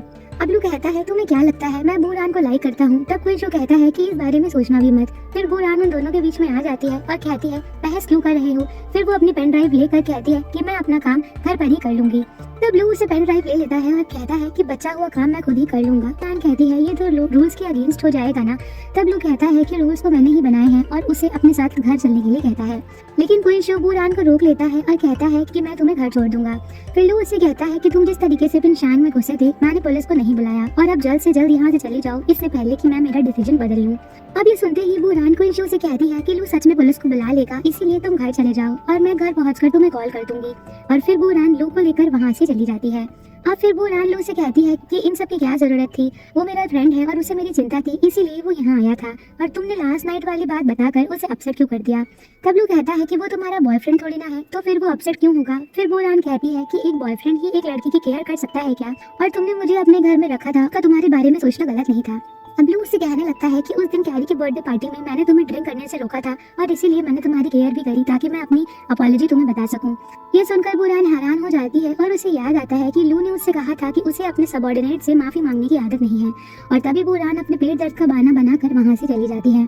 अब लू भी वहाँ से जा ही रहा होता है कि तभी कुंशु वहाँ आ जाता है और उससे कहता है कि मेरी एडवाइस ले लो, वो तुम्हें कभी लाइक नहीं करेगी। इस पर लू कहता है दूसरों को एडवाइस देने से पहले खुद के बारे में सोच लो कि इतने सालों तक अभी तुम पैकअप गाय ही क्यों हो। अब इधर वो रान जब घर जा रही होती है तभी रास्ते में वो एक कपल को देखती है और फिर लू के बारे में सोचने लग जाती है। फिर थोड़ी देर बाद वो रान खुद से कहती है कि मैं पागल हो गई हूँ और आखिर इतना एक्साइटेड क्यों हो रही हूँ। तभी वो रान वहाँ पर जी को एक लड़की के साथ देखती है और वो रान जब उस लड़की का फेस देखती है तो शॉक हो जाती है, क्योंकि वो टेलर से भी ज्यादा फेमस इंटीरियर डिजाइनर चन मानी होती है। और तभी जी चन मानी को अपने फेस पर किस करने के लिए भी कहता है। और फिर जब चन जी से वो रान के बारे में पूछती है तो वो बताता है कि ये बस एक मामूली सी जूनियर डिजाइनर है। इधर हुआ मिन काय और उसकी वाइफ को बता रही होती है कि मैंने सुना है कि लू बहुत ही पॉपुलर एक्स्ट्राऑर्डिनरी प्लेस के साथ कोलैबोरेशन करने वाला है और ये लू का बहुत ही क्लेवर मूव है और हम दूसरों को शाइन करते हुए नहीं देख सकते हैं। तभी मिन काय कहता है कि क्यों ना हम MCN कंपनी को प्राइवेट एक्वायर कर लें, लेकिन हुआ को उसकी ये बात ठीक नहीं लगती। अब वहाँ पर जी आ जाता है और कहता है कि मेरे पास एक आइडिया है। दरअसल जब मैं टिबेट गया था तो वहाँ मैंने एक बहुत ही अमेजिंग फीमेल डिजाइनर को डेट करना स्टार्ट कर दिया था और वो डिजाइनर टेलर से भी ज्यादा फेमस है और हम लोग एक्स्ट्रा ऑर्डिनरी प्लेस में इन्वेस्ट करके प्रोग्राम का फॉर्मेट चेंज कर देते हैं और दूसरी सभी कंपनीज को पार्टिसिपेट करने के लिए अलाउ कर देते हैं और हर कंपनी एक डिजाइनर कंप्लीट करेगा।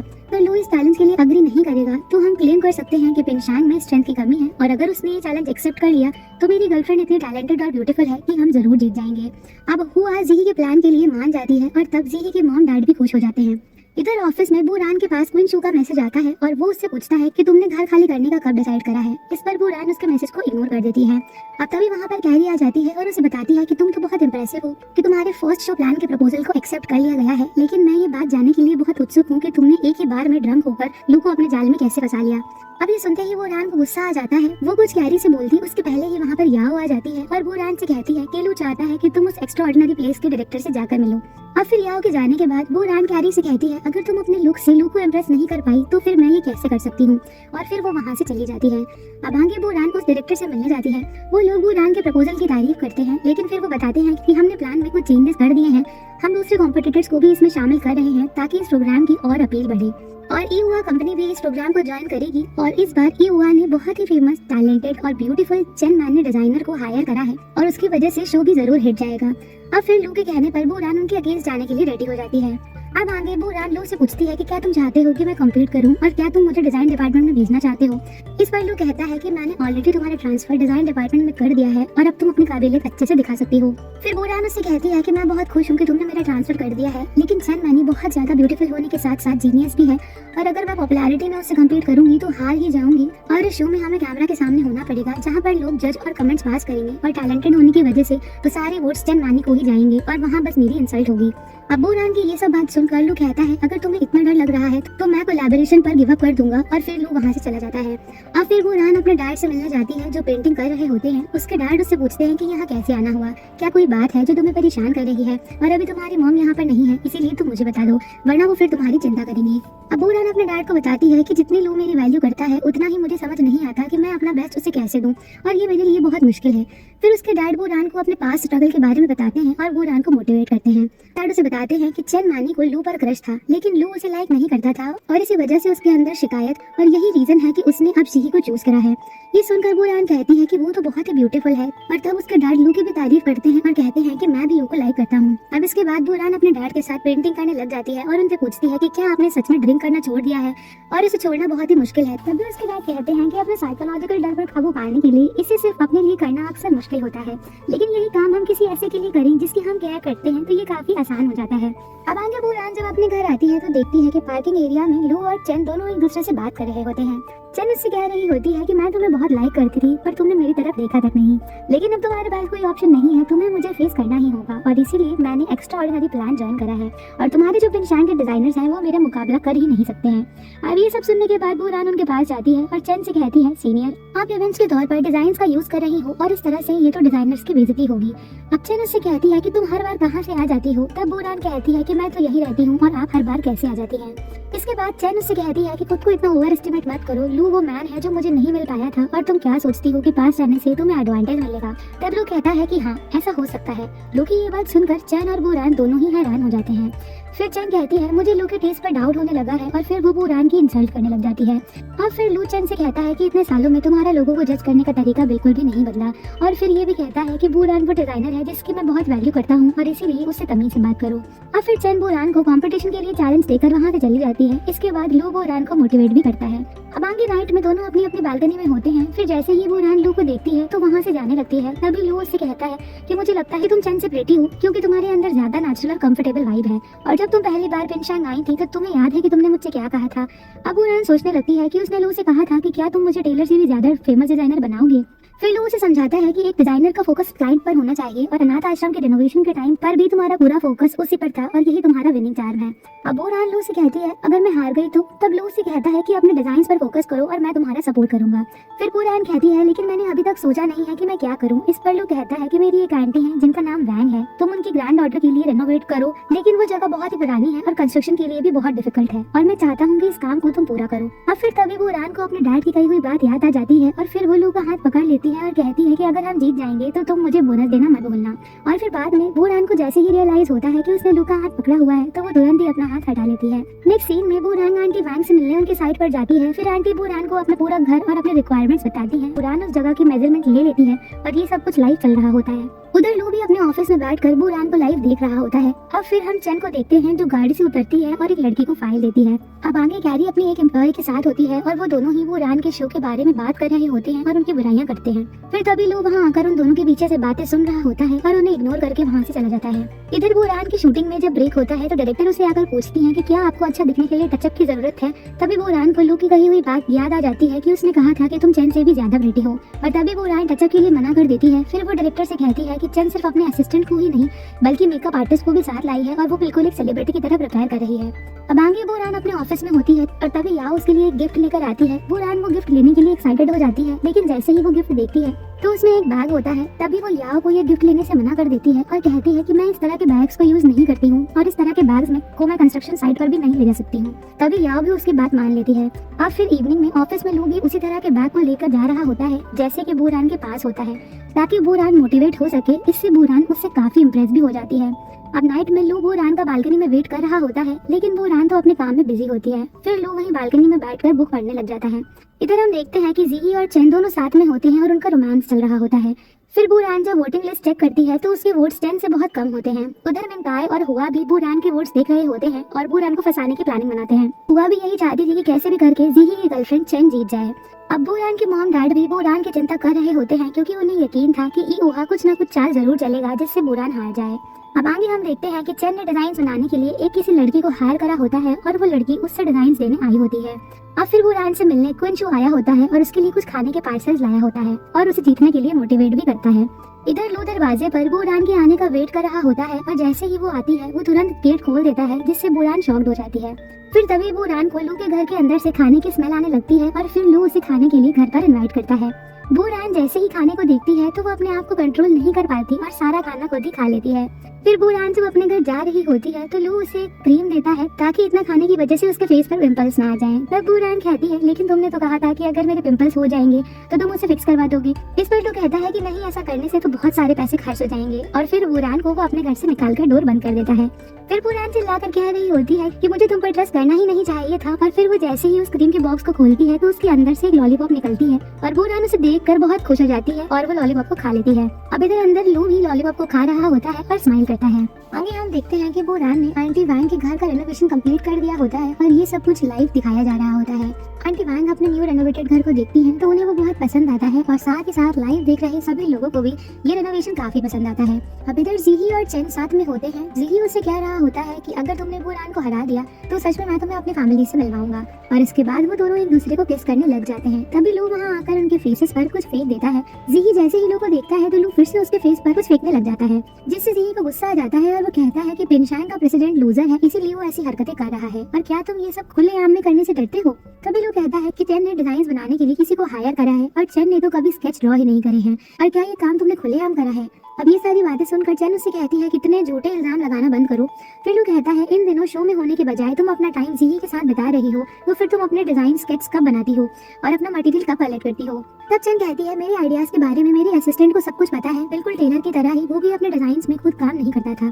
फिर लू उससे कहता है कि ये कंपटीशन डिजाइनर्स के बीच में है और पब्लिक भी डिजाइन्स को देखना चाहती है और जो तुमने करा है इस पर तो मैं बूरान को तुमसे हारने नहीं दूंगा और तुमने जिसे हायर करा था उसका प्रूफ मैं ऑनलाइन शेयर भी कर दूंगा। फिर हमें फ्लैशबैक का सीन दिखाया जाता है जब चैन उस दिन अपनी फाइल्स किसी को दे रही होती है तब लू ने उसे कैप्चर कर लिया होता है और अब प्रेजेंट में लू ये सब बताकर वहाँ से चला जाता है। फिर चैन जैसे ही अपना प्रोफाइल चेक करती है तो उस पर लोगों के बहुत से नेगेटिव कमेंट्स होते हैं। अब ये सब देखकर जी को भी उस पर गुस्सा आ जाता है और वो उसे कहता है कि मैंने तुमसे कहा था कि अपनी प्रोफाइल लो रखना, और फिर उसे वहीं अकेला छोड़कर वहाँ से चला जाता है।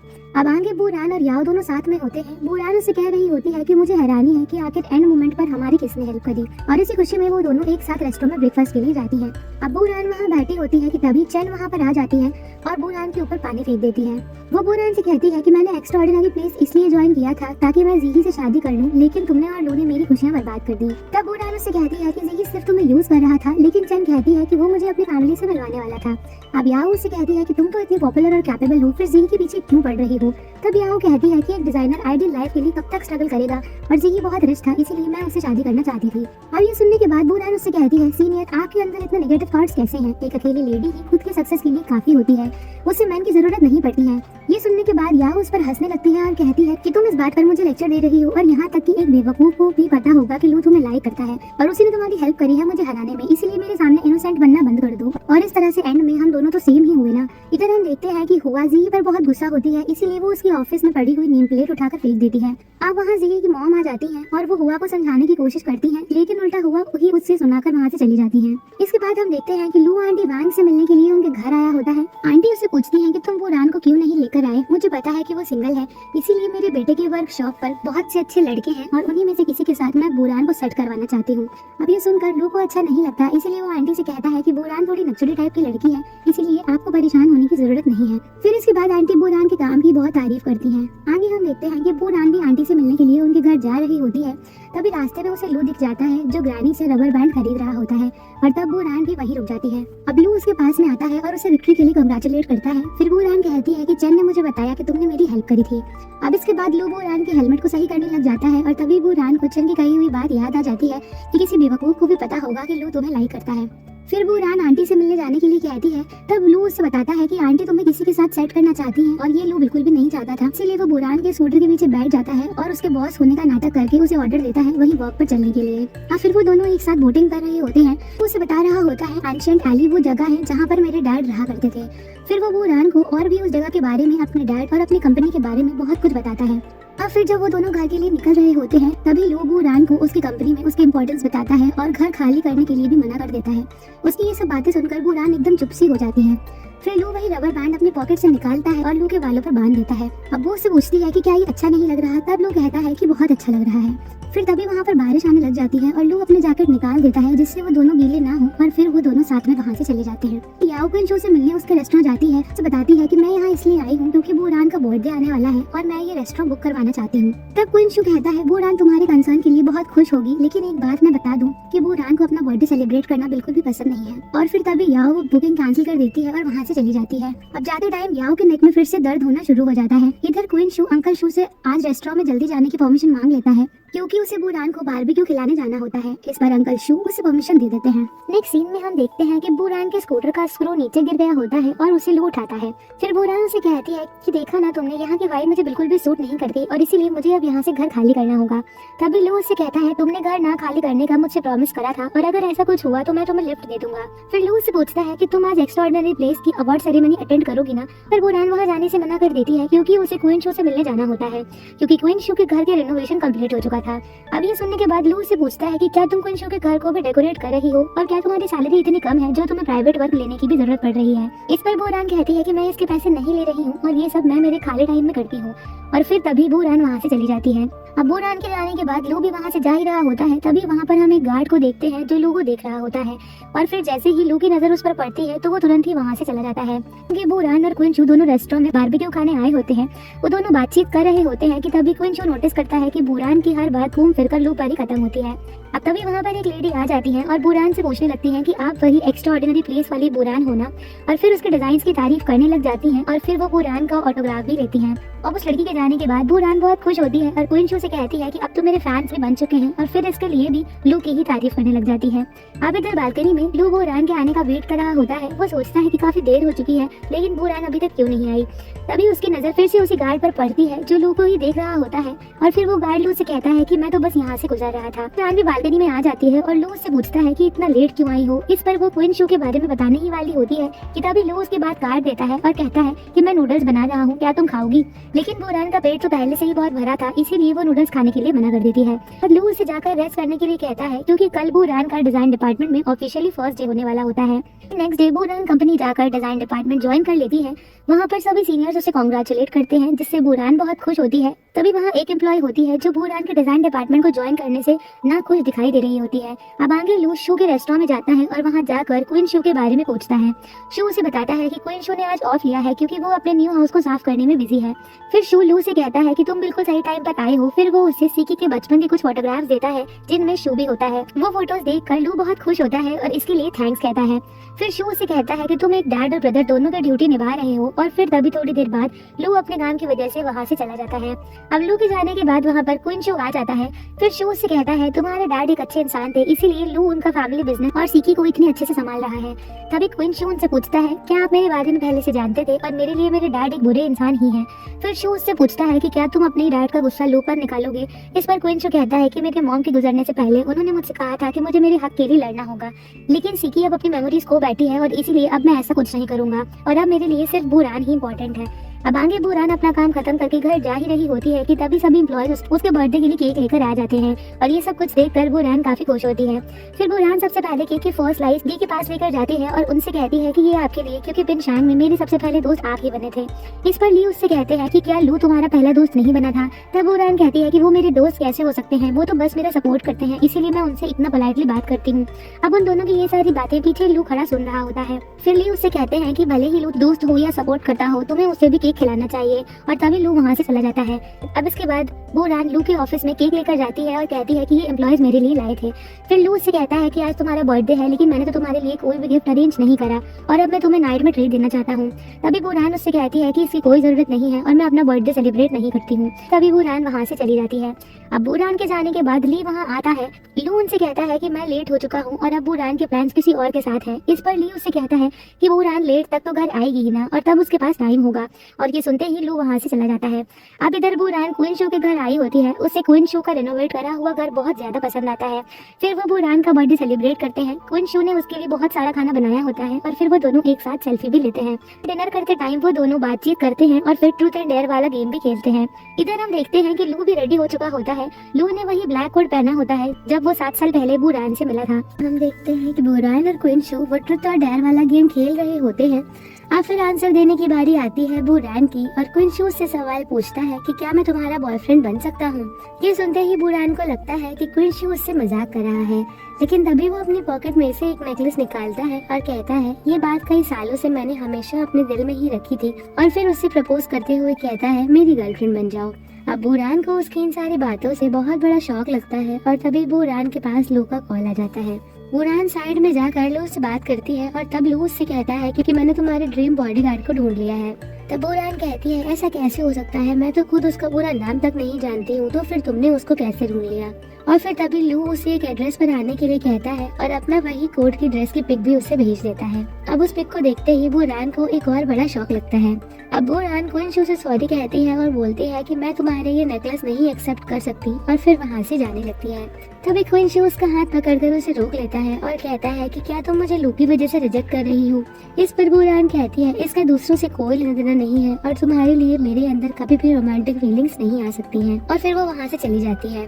अब बूरान के जाने के बाद क्वीन शू बहुत ही सैड होता है और अकेले ही बैठकर खाना खाने लग जाता है।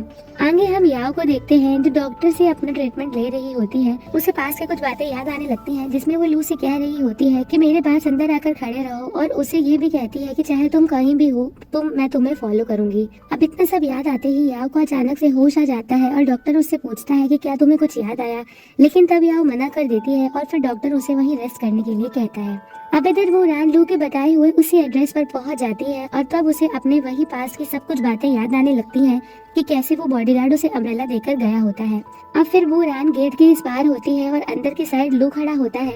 फिर जैसे ही वो रान उस गेट को खोलने लगती है तभी उसे लू की बात याद आ जाती है जब लू ने उससे पूछा होता है कि अगर वो बॉडीगार्ड और अभी जिसे तुम लाइक करती हो दोनों एक साथ तुम्हारे सामने खड़े हो तो फिर तुम किसे चूज करोगी। और यही सब सोचकर वो रान गेट नहीं खोलती है और फिर वहाँ से थोड़ी दूर चली जाती है। अब वो रान याओ को कॉल करती है और उससे कहती है कि मैं थोड़ा कंफ्यूज हूँ और इसीलिए मैंने तुम्हें कॉल करा है। फिर वो उसे बताती है कि लू ने उसके बॉडीगार्ड क्रश को ढूंढने में उसकी हेल्प करी है और मुझे नहीं पता था उसे मेरे लिए ढूंढ कर ले आएगा। अब वो रान की ये बात सुनकर याओ को पास्ट की बात याद आती है जब उसने लू की अलमीरा में वही ब्लैक कोट देखा होता है और तब याओ ने लू से पूछा था कि ये बॉडीगार्ड यूनिफॉर्म अभी तक यहाँ क्यों रखी हुई है। तब लू ने उसे बताया था कि आउटफिट को पहनकर मैंने अपने डैड के साथ बहुत जगहों पर ट्रैवल करा है और इसके साथ बहुत सी मेमोरीज भी जुड़ी हुई है। और तभी याओ को पता चल जाता है कि वो बॉडीगार्ड और कोई नहीं लू ही है। अब फिर प्रेजेंट में याओ बुरान से पूछती है कि क्या तुम बॉडीगार्ड से मिली। तब बुरान कहती है हमारे बीच सिर्फ एक दीवार है और मुझे उससे मिलने में अब थोड़ा डर लग रहा है। फिर याओ उससे कहती है मुझे लगता है कि तुम थोड़ी परेशान हो क्योंकि तुम श्योर नहीं हो कि जिसे तुम अभी लाइक करती हो वो वही है या नहीं। और ये कंफर्म करने के लिए अगर तुम किसी को लाइक करती हो तो ये सवाल तुम्हें खुद से ही पूछना होगा। फिर याओ उससे पूछती है क्या तुम खाते और सोते हर टाइम सिर्फ उसी के बारे में सोचती हो, और अगर नहीं सोचती हो तो मैं यही सजेस्ट करूंगी कि तुम्हें उससे नहीं मिलना चाहिए ताकि उसे कोई मिसअंडरस्टैंडिंग ना हो और तुम खुद भी कोई परेशानी में ना फंसो। अब याओ की ये सारी बातें सुनने के बाद वो रान लो को मैसेज करती है और सरप्राइज के लिए थैंक्स कहती है और ये भी कहती है कि मुझ में बिल्कुल भी हिम्मत नहीं है उससे मिलने की और बेहतर यही होगा कि मैं उसे हमेशा अपने दिल में ही रखूं। और फिर वो रान टैक्सी में बैठकर वहाँ से चली जाती है। अभी मैसेज पढ़ते ही लू बाहर आकर वो रान को रोकने की कोशिश करता है लेकिन तब तक वो जा चुकी होती है। अब फिर लू अपने मन में सोच ही रहा होता है कि बुरान ने कहा था वो बॉडीगार्ड बहुत हैंडसम है लेकिन उसमें जरा सी भी हिम्मत नहीं हुई उससे मिलने की। अब इधर बुरान जब टैक्सी में बैठकर घर जा रही होती है तभी उसे याओ की कही हुई बातें याद आने लगती है कि जिसे तुम लाइक करती हो उसके बारे में तुम दिन भर सोचना बंद नहीं करोगी। और फिर तभी बुरान लू के चैट को ओपन करती है और उसने वहाँ वही प्रोफाइल पिक लगाई हुई होती है जो बुरान ने एक बार उसे स्केच बनाकर दिया था। फिर उसे लू की कही हुई सारी बातें याद आने लग जाती हैं और फिर वो स्माइल करने लगती है। अब बुरान अपने मन में सोचती है कि ऐसा लगता है कि मुझे लू से सच में प्यार हो गया है लेकिन अब मुझे क्या करना चाहिए, और अगर उसे सच में मेरे बारे में पता चल गया कि मैं ये फैमिली से हूँ तो क्या होगा। अब नेक्स्ट मॉर्निंग बुरान लू के लिए पॉरेज बनाकर उसके डोर के बाहर रखी रही होती है कि तभी लू डोर ओपन कर देता है और फिर बुरान उसका डोर बंद करके वहाँ से जाने लगती है। तभी लू उससे पूछता है तुम मुझे अवॉइड क्यों कर रही हो। इस पर बुरान कहती है मैंने तुम्हारी काइंडनेस को वेस्ट कर दिया और अब इसीलिए मुझे तुमसे मिलने में शर्म आ रही है। फिर लू उससे कहता है वैसे तो तुम बहुत ब्रेव हो लेकिन उस टाइम तुम तो एक रैबिट से भी तेज भागकर चली गई थी, क्या तुम किसी और को लाइक करती हो इसीलिए तुमने अचानक से अपना माइंड चेंज कर दिया। ये सुनने के बाद बुरान उससे कहती है एक वुमन अपने माइंड को बहुत तेजी से चेंज कर सकती है और वैसे भी मैंने तुम्हें रीजन बता दिया है तो फिर तुम मुझसे बार बार क्यों पूछ रहे हो। अब इसके बाद बुरान वहाँ से जाने लगती है। तभी बुरान और लू दोनों को एक साथ छींक आती है और फिर बुरान लू से पूछती है तुम्हें कोल्ड कैसे हुआ, और लू भी उससे कहता है कि ऐसी हालत में तुम कैसे काम करोगी और उससे वही पॉरेज खाने के लिए देने लगता है। पर तभी बुरान बताती है कि मेरे घर में थोड़ा सा और पॉरेज बचा हुआ है और फिर वहाँ से चली जाती है। अब इधर हुआ अपने सेक्रेटरी से बुरान के फ्रेंड क्विन शू के बारे में पूछ रही होती है। वो सेक्रेटरी हुआ को बताती है कि क्विन शू अब्रॉड में ही बड़ा हुआ था जहाँ पर बुरान ने अपनी ग्रेजुएशन करी थी। फिर बुरान जब यहाँ आ गई थी तो वो भी उसके पीछे पीछे यहाँ आ गया था। और क्विन शू के फादर के बारे में कोई भी इन्फॉर्मेशन नहीं है लेकिन जब उसकी मॉम की डेथ हुई थी तो वो क्विन शू के लिए बहुत सी प्रॉपर्टीज रख गई थी और इसी वजह से आज उसकी कंडीशन अच्छी है। और फिलहाल अभी वो एक रेस्टोरेंट में काम करता है और वुमेन्स के बीच काफी पॉपुलर है और अभी वो सिर्फ एक ही वुमेन के साथ डील कर रहा है जो कि है बुरान। अब फिर वो कहने लगती है कि क्विन शू बुरान से प्यार करता है। फिर वो सेक्रेटरी ये भी बताती है कि टेलर के टाइम पर भी उसी ने लू की हेल्प करी थी। फिर हुआ कहती है कि कोई भी ये देखकर बता देगा कि लू बुरान की कितनी फिक्र करता है, और ये भी कहती है कि बुरान के भी अपनी मॉम की तरह मेंस के साथ काफी अच्छे रिलेशंस हैं। और फिर आगे क्विन शू बुरान को वीडियो कॉल करता है और तब बुरान भी उसका कॉल उठा लेती है। क्विन शू से कहता है कि मुझे लगा था कि तुम मेरा कॉल नहीं उठाओगी। इस पर बुरान कहती है कि अगर तुम्हें मुझे कॉल करने की हिम्मत है तो मुझ में भी तुम्हारे कॉल उठाने की हिम्मत है। फिर क्विन शू उसे लास्ट नाइट के लिए सॉरी कहता है और ये भी नोटिस करता है कि बुरान को कोल्ड हो रहा है। इसके बाद लू जब ऑफिस आता है तो कैरी भी उसी टाइम ऑफिस आती है और वो नोटिस करती है कि लू को कोल्ड हो रहा है और उसके हाथ में दवाई भी है। अब इधर कंपनी में बुरान को भी छींक आ रही होती है और तब सभी एम्प्लॉयज को पता चल जाता है कि बुरान को कोल्ड हो रहा है।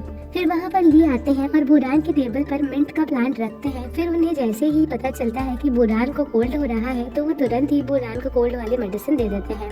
इसके बाद ली लू के पास जाते हैं और उसे कहते हैं कि पहले तो तुम कैरियर बनाने में बिजी थे, इसीलिए तुम्हारे पास रोमांस का टाइम नहीं था, लेकिन अब इस एज में आने के बाद भी तुम इतने शाय क्यों हो। दरअसल लू के कहने पर ही ली ने बुरान को दवाई दी होती है। अब ली लू से ये भी कहता है कि अगर तुम बुरान को लाइक करते हो तो उसे जाकर तुम्हें बता देना चाहिए, और फिर ली बुरान की तारीफ भी करते हैं। फिर वो उसे ये भी बताते हैं कि मैं तुम्हारे डैड के साथ बहुत सालों तक रहा हूँ और वो यही चाहते थे कि फ्यूचर में तुम और सिकी खुश रहो, और अब तुम्हें अपनी शादी के बारे में भी सोचना होगा। तुम पूरी जिंदगी सिर्फ सिकी के साथ ही नहीं बिता सकते हो।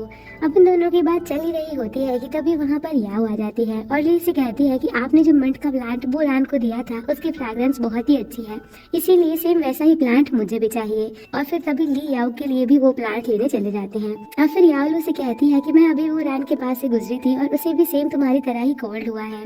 तब लू कहता है कि उसे कोल्ड और मुझे राइनाइटिस हुआ है, हमारे सिम्टम्स सिमिलर हैं लेकिन सेम नहीं। अब फिर याओ उससे पूछती है कि तुम्हें कोल्ड इसीलिए हुआ क्योंकि कल नाइट में तुम हवा में उसका वेट कर रहे थे। ये सुनते ही लू हैरान हो जाता है और कहता है कि तुम्हें ये कैसे पता। अब फिर याओ बताती है कि लास्ट नाइट मुझे बुरान ने कॉल किया था और उसने मुझसे पूछा था कि मुझे अपने बॉडीगार्ड क्रश से मिलना चाहिए या नहीं, लेकिन मैंने बुरान का कुंशु के साथ बहुत अच्छा रिलेशनशिप देखा है और इसीलिए मैंने उसे मिलने से मना करा था। और फिर याओ उससे ये भी पूछती है कि क्या तुम बुरान को लाइक करने लगे हो। इस पर लू उसे कोई जवाब नहीं देता और तभी वहाँ पर ली आ जाते हैं और याओ उनके साथ वहाँ से चली जाती है। अब आगे बुरान के पास कैरी आती है और कहती है मॉर्निंग में मैंने देखा था कि लू ने ली के हाथों तुम्हारे लिए मेडिसिन भिजवाई थी और ऐसा लगता है शायद लू तुम्हारी कुछ ज्यादा ही फिक्र करता है। और फिर उसे ये भी पूछती है कि कहीं तुम दोनों का कोई सीक्रेट अफेयर तो नहीं चल रहा है। अब फिर बुरान उससे कहती है कैरी तुम्हारी इमेजिनेशन बहुत ही बेकार है और ये सिर्फ एक मेडिसिन थी, और अगर ये लू ने भिजवाई भी है तो सिर्फ इसीलिए क्योंकि एक बॉस को अपने एम्प्लॉय की चिंता थी, और कहीं ऐसा ना हो कि मुझ पर नजर रखते रखते तुम्हें भी कोल्ड हो जाए। और फिर बुरान वहाँ से चली जाती है। अब बुरान के जाने के बाद वहाँ पर याओ आ जाती है और तब कैरी याओ से कहती है कि पता है बुरान और लू को एक साथ कोल्ड हुआ है और भला ये कोइंसिडेंस कैसे हो सकता है, मुझे तो लगता है उन दोनों के बीच जरूर कुछ चल रहा है। तब याओ उससे कहती है कि नहीं, ये सिर्फ एक कोइंसिडेंस ही है। अब कैरी कहती है मुझे लगता है कि लू कुंशु को हराने की कोशिश कर रहा है और ये दोनों ही बुरान को इम्प्रेस करने की कोशिश कर रहे हैं। पहले तो मुझे लगा था कि कुंशु ही जीतेगा, लेकिन अब ऐसा लगता है कि लू ने भी कमबैक कर लिया है। अब कैरी की ये सारी बातें याओ को बिल्कुल भी अच्छी नहीं लगती है और वो उससे कहती है कि स्टोरीज बनाने में तुम काफी माहिर हो और मेरे ओपिनियन में अगर तुम लुक्स की वजह से बुरान से हार गई तो कंपनी में ये सबसे बड़ी गॉसिप होगी। और फिर याओ वहाँ से चली जाती है। अब याओ के जाने के बाद कैरी सोचती है कि लू को पसंद करने वालों में से याओ सबसे बड़ी रुकावट है और वो बाहर से जितना भी अपने आप को कामर दिखाने की कोशिश कर रही है और उतना ही वो अंदर से कुछ छुपाने की कोशिश भी कर रही है, इसीलिए मुझे ये रिपोर्ट हुआ को बतानी होगी। अब फिर कैरी कॉल करके हुआ को बुरान की सारी बातें बता देती है और हुआ उससे कहती है कि अगर बुरान लू की गर्लफ्रेंड बन गई तो फिर हमारे लिए सिकी को ढूंढना और भी आसान हो जाएगा और अब तुम्हें उन दोनों को और करीब लाने की कोशिश करनी होगी। अब हुआ कि ये सारी बातें बाहर खड़ी कैक्सीन सुन रही होती है और तभी वो अपने हस्बैंड मिनकाई के पास जाती है। वो अपने हस्बैंड को बताती है कि मॉम चाहती है कि लू और बुरान रिलेशनशिप में आ जाए और ये हमारे लिए बिल्कुल भी अच्छा नहीं होगा, इसीलिए अब हमें लू के सामने बुरान की आइडेंटिटी को रिवील कर देना चाहिए। और चंद मैनी हमारे बेटे से ब्रेकअप के लिए फीस मांग रही है और मैं उसे पैसे देना नहीं चाहती हूँ, लेकिन अब हम चंद मैनिंग को यूज करके ही बुरान को हरा सकते हैं। उधर कंपनी में बुरान जब घर जा रही होती है तो याओ उसके पास आकर उसके फोरहेड पर हाथ लगाती है तो उसे पता चलता है कि बुरान की तबीयत ठीक नहीं है, इसीलिए वो उसे टैक्सी में जाने के लिए कहती है और घर जाकर बात करने के लिए कहती है। तभी बुरान उसे थैंक्स कहकर वहाँ से चली जाती है। अब इधर लू सीसीटीवी कैमरास में से बुरान को जाते हुए देख रहा होता है और तभी वो भी वहाँ से जाने लगता है, लेकिन तभी याओ उसके पास आ जाती है और बताती है कि एक्स्ट्रा ऑर्डिनरी प्लेस पर काम करने की वजह से मीडिया तुम्हारा इंटरव्यू लेने आई है, लेकिन लू ये कहकर मना कर देता है कि हमें एक ग्रुप इंटरव्यू रखना चाहिए और फिर तुरंत वहाँ से चला जाता है। और फिर बुरान की तबीयत बहुत ज्यादा बिगड़ चुकी होती है। तभी उसके पास लू का कॉल आता है और वो उससे पूछता है कि तुम कहाँ हो, और तभी बुरान की टैक्सी भी आ चुकी होती है, इसीलिए वो कहती है कि मेरी तबीयत ठीक नहीं है, इसीलिए मैं टैक्सी से घर जा रही हूँ। अब फिर लू भागकर बाहर आता है, लेकिन लेकिन तब तक बोरान की टैक्सी जा चुकी होती है। फिर वो उससे कहता है कि घर जाकर रेस्ट करना और जब तुम मुड़ जाओ तो मुझे बता देना, मैं तुम्हारे लिए नूडल्स बना दूंगा। अब फोन रखने के बाद लू सोचता है कि मुझे इतनी लेट नाइट उसे वहाँ पर बुलाना ही नहीं चाहिए था। अब तभी वहाँ पर याओ आ जाती है और लू से कहती है कि मुझे लगा था कि कुछ जरूरी बात होगी, लेकिन ये तो बोरान की बात है और मैंने तुमसे मॉर्निंग में जो सवाल पूछा था कि तुम बोरान को लाइक करते हो कि नहीं, और अब मुझे इसका जवाब मिल चुका है। अब फिर लू से कहता है कि मैं तुमसे कुछ भी छुपाना नहीं चाहता था और मेरी फीलिंग्स बोरान के लिए बहुत ही स्पेशल है और मैं उसे लाइक करता हूँ। ये सुनते ही याओ को बिल्कुल भी अच्छा नहीं लगता और वो कहती है कि मैं आपकी सेक्रेटरी हूँ और मुझे इन सब बातों में इंटरफेयर नहीं करना चाहिए, लेकिन ये मेरी ड्यूटी है याद दिलाने की कि अगर एक दिन बोरान की आइडेंटिटी रिवील हो गई तो ये हमारी कंपनी और हमारे एम्प्लॉयज के लिए बिल्कुल भी अच्छा नहीं होगा। इस बात का बहुत बुरा असर पड़ेगा और मैं ये विश्वास करती हूँ कि तुम प्यार में अंधे नहीं हुए हो और ये बता सकते हो कि सबसे ज्यादा इम्पोर्टेंट क्या है। लेकिन लू उसकी ये सारी बातों को इग्नोर करके वहाँ से चला जाता है। अब आगे बोरान जैसे ही घर आती है तो वो देखती है कि लू के घर के बाहर वाली वॉल पर किसी ने लिखा होता है कि बोरान ई फैमिली से है और उसकी पूरी आइडेंटिटी रिवील कर दी होती है। अब बोरान उसे साफ करने की कोशिश करती है लेकिन वो साफ नहीं होता और तभी बोरान के पास उसके डैड का कॉल आता है। उसके डैड कहते हैं कि तुम्हारे बहुत से फैंस हमारे घर आ गए हैं और उन्होंने एक्स्ट्राऑर्डिनरी प्लेस वाला शो देखा था और अब इसीलिए वो यहाँ के वीडियोस लेने आए हैं और तुम्हारी मॉम इन सभी आवाजों से बहुत परेशान हो गई है। अब ये सुनते ही बोरान जल्दी से अपने घर के लिए निकल जाती है और कॉल करके क्वीन शो को भी वहाँ पर बुला लेती है। अब आगे बोरान जैसे ही वहाँ पर पहुँचती है तो वो मीडिया वाले बोरान के डैड के मना करने के बावजूद भी वहाँ के वीडियोस ले रहे होते हैं। फिर बोरान उनसे कहती है कि अब मैं आ गई हूँ, आप प्लीज मेरे पेरेंट्स के घर का एड्रेस रिवील मत करना। फिर हम देखते हैं कि उन मीडिया वालों के साथ चेन मैनी भी होती है और ये सारा काम उसी का होता है। फिर बोरान के डैड उससे ये भी कहते हैं कि मुझे लगता है कि ये तुम्हारे ट्रू फ्रेंड्स नहीं है और ये यहाँ सिर्फ एक्टिंग कर रहे हैं। अब फिर चेन मैनी बोरान के सामने आ जाती है और बोरान उससे पूछती है, सीनियर क्या आप इन्हें यहाँ लेकर आई हैं? तब चेन मैनी उसे झूठ कहती है कि मैंने इंटरनेट पर देखा था कि किसी ने तुम्हारे घर की विजिट ऑर्गेनाइज करी है और मैं बस यहाँ तुम्हारे फैमिली बैकग्राउंड को देखने आई थी और तुम तो जीही की ही कजिन निकली। फिर चेन मैनी ये भी कहती है कि मैंने ई हुआ को कॉम्पिटिशन में रिप्रेजेंट करा था लेकिन मैं तो एक ई से ही हार गई। फिर वो मीडिया वालों से कहती है कि ई ने मेरी फीलिंग्स के साथ खेला है और वो भी रिस्पॉन्सिबिलिटी नहीं लेना चाहते थे और इसीलिए उसने अपनी कजिन के साथ टीम बनाई ताकि मुझे हरा सके। फिर वो मीडिया वालों को और भी ज्यादा वीडियोस लेने के लिए कहती है ताकि ऑनलाइन सभी लोग इसे देख सके। अब फिर बोरान कहती है कि ई फैमिली से मेरा कोई भी लेना देना नहीं है और फिर तभी वहाँ पर क्वीन शो भी आ जाता है और मीडिया वालों को रोकने की कोशिश करता है। इसके बाद चेन मैनी बोरान से ये भी कहती है कि तुम फैंस डिजर्व ही नहीं करती हो और तुम्हें उन लोगों को एक अपॉलजी लेटर लिखना चाहिए जो तुम्हें आइडल मानते हैं। अब बोरान फिर से उससे वही कहती है कि मेरा ई फैमिली से कोई भी लेना देना नहीं है। तब चेन कहती है कि यानी कि ई हुआ के फॉर्मर प्रेसिडेंट ये मिंडे जो यहाँ खड़े हैं तुम उन्हें अपना डैड भी नहीं मानती हो। अब ये सब देखकर बोरान की मॉम बेहोश हो जाती हैं और फिर वो उन्हें अंदर लेकर जाते हैं। अब इधर जीही भी वहीं छुपकर ये सारा नजारा देख रहा होता है। फिर चेन उसके पास जाती है और अपनी ब्रेकअप फेस लेकर वहाँ से चली जाती है और तब जीही भी काफी खुश नजर आ रहा होता है। अब फिर बोरान के डैड क्विन को उनकी हेल्प करने के लिए थैंक्स कहते हैं और इतनी देर में ही बोरान की मॉम को भी होश आ जाता है और अब वो ठीक होती है। फिर बोरान उन सभी को बताती है कि आज लोग के घर के पास वाली वॉल पर मेरी आइडेंटिटी के बारे में किसी ने लिखा हुआ था और तब मैं यहाँ जल्दबाजी में आ गई इसीलिए उसे मिटाना भी भूल गई थी। अब क्विंचो कहता है कि तुमने मुझे ये पहले क्यों नहीं बताया, अब तक तो लोग घर पे आ चुका होगा। और तभी बोरान और क्विंचो वहाँ से जाने के लिए निकल जाते हैं। रास्ते में उन्हें सीही भी मिलता है और वो उन दोनों से कहता है कि मैं बस यहाँ से गुजर रहा था तो सोचा तुमसे मिलकर जाऊँ, लेकिन वो दोनों उसे इग्नोर करके वहाँ से चले जाते हैं। अब इधर लू अपने घर आ चुका होता है और आते से ही उसने वो वॉल पर लिखा हुआ सब कुछ पढ़ लिया होता है जिसमें बोरान की आइडेंटिटी के बारे में लिखा होता है। वो देखते से ही लू को बहुत ज्यादा गुस्सा आ जाता है। फिर उसे याओ का कॉल आता है और वो बताती है कि चेन मैनी ने ये वीडियो सब जगह वायरल कर दी है कि बोरान ई फैमिली से है। फिर वो कहती है कि मैं इस मामले को संभालने की कोशिश करती हूँ।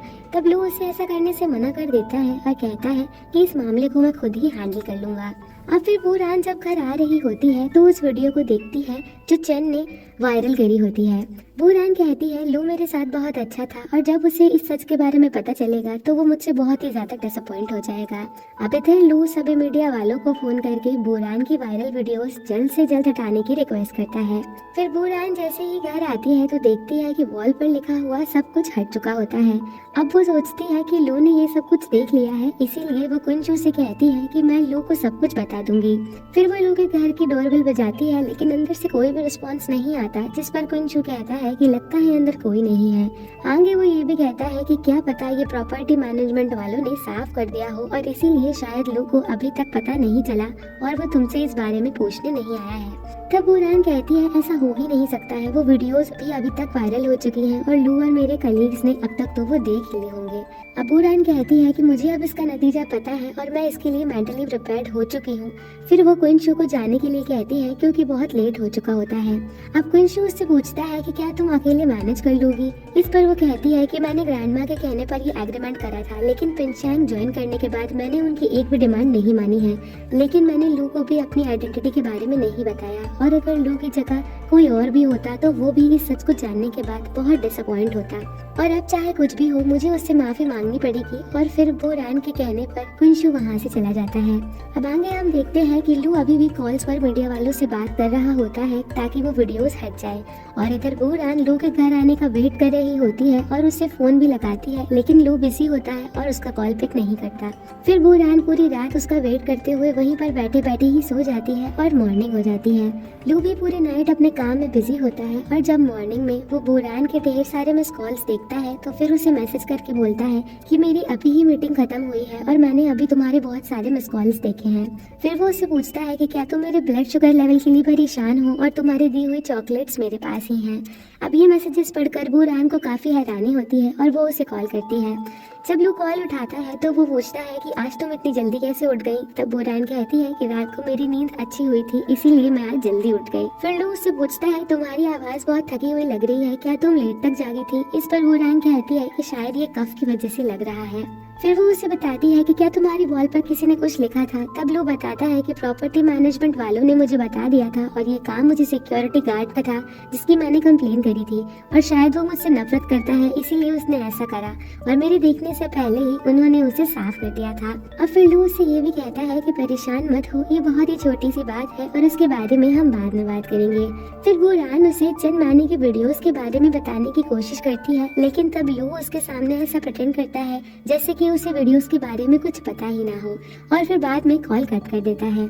अब बुरान जब ऑनलाइन चंद मानी की वीडियोस देखती है तो उसमें उसे कोई भी वीडियोस कहीं पर भी नहीं मिलती हैं। अब आगे जब बुरान कंपनी के लिए निकल ही रही होती है तो वो देखती है कि क्विंशू उसके घर के नीचे ही उसकी कार में सो रहा होता है।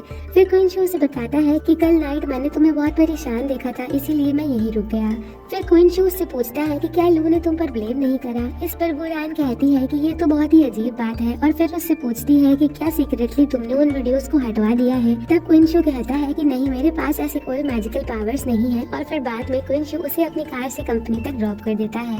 अब बुरान जैसे ही कंपनी में जाती है तो वो देखती है कि सभी कलीग्स का बर्ताव उसके लिए अच्छा होता है और सभी उसके साथ ऐसे ही पेश आ रहे होते हैं जैसे पहले आया करते थे और बुरान को यही लगता है कि उन सभी ने चैन की वीडियोस नहीं देखी है। तभी उसे चैन की आवाज सुनाई देती है और वो वही कंपनी में ही होती है और उससे कहती है कि मैंने तुम्हें अंडर एस्टिमेट करा और तुमने तो रातों रात वो वीडियोस डिलीट करा दी, लेकिन मेरे पास बहुत सबूत है और आज मैं ये पिनशांग के सभी स्टाफ को बता दूंगी कि तुम हुआ के ग्रैंड डॉटर हो और जासूसी करने के लिए ही हुआ ने तुम्हें पिनशांग में भेजा था।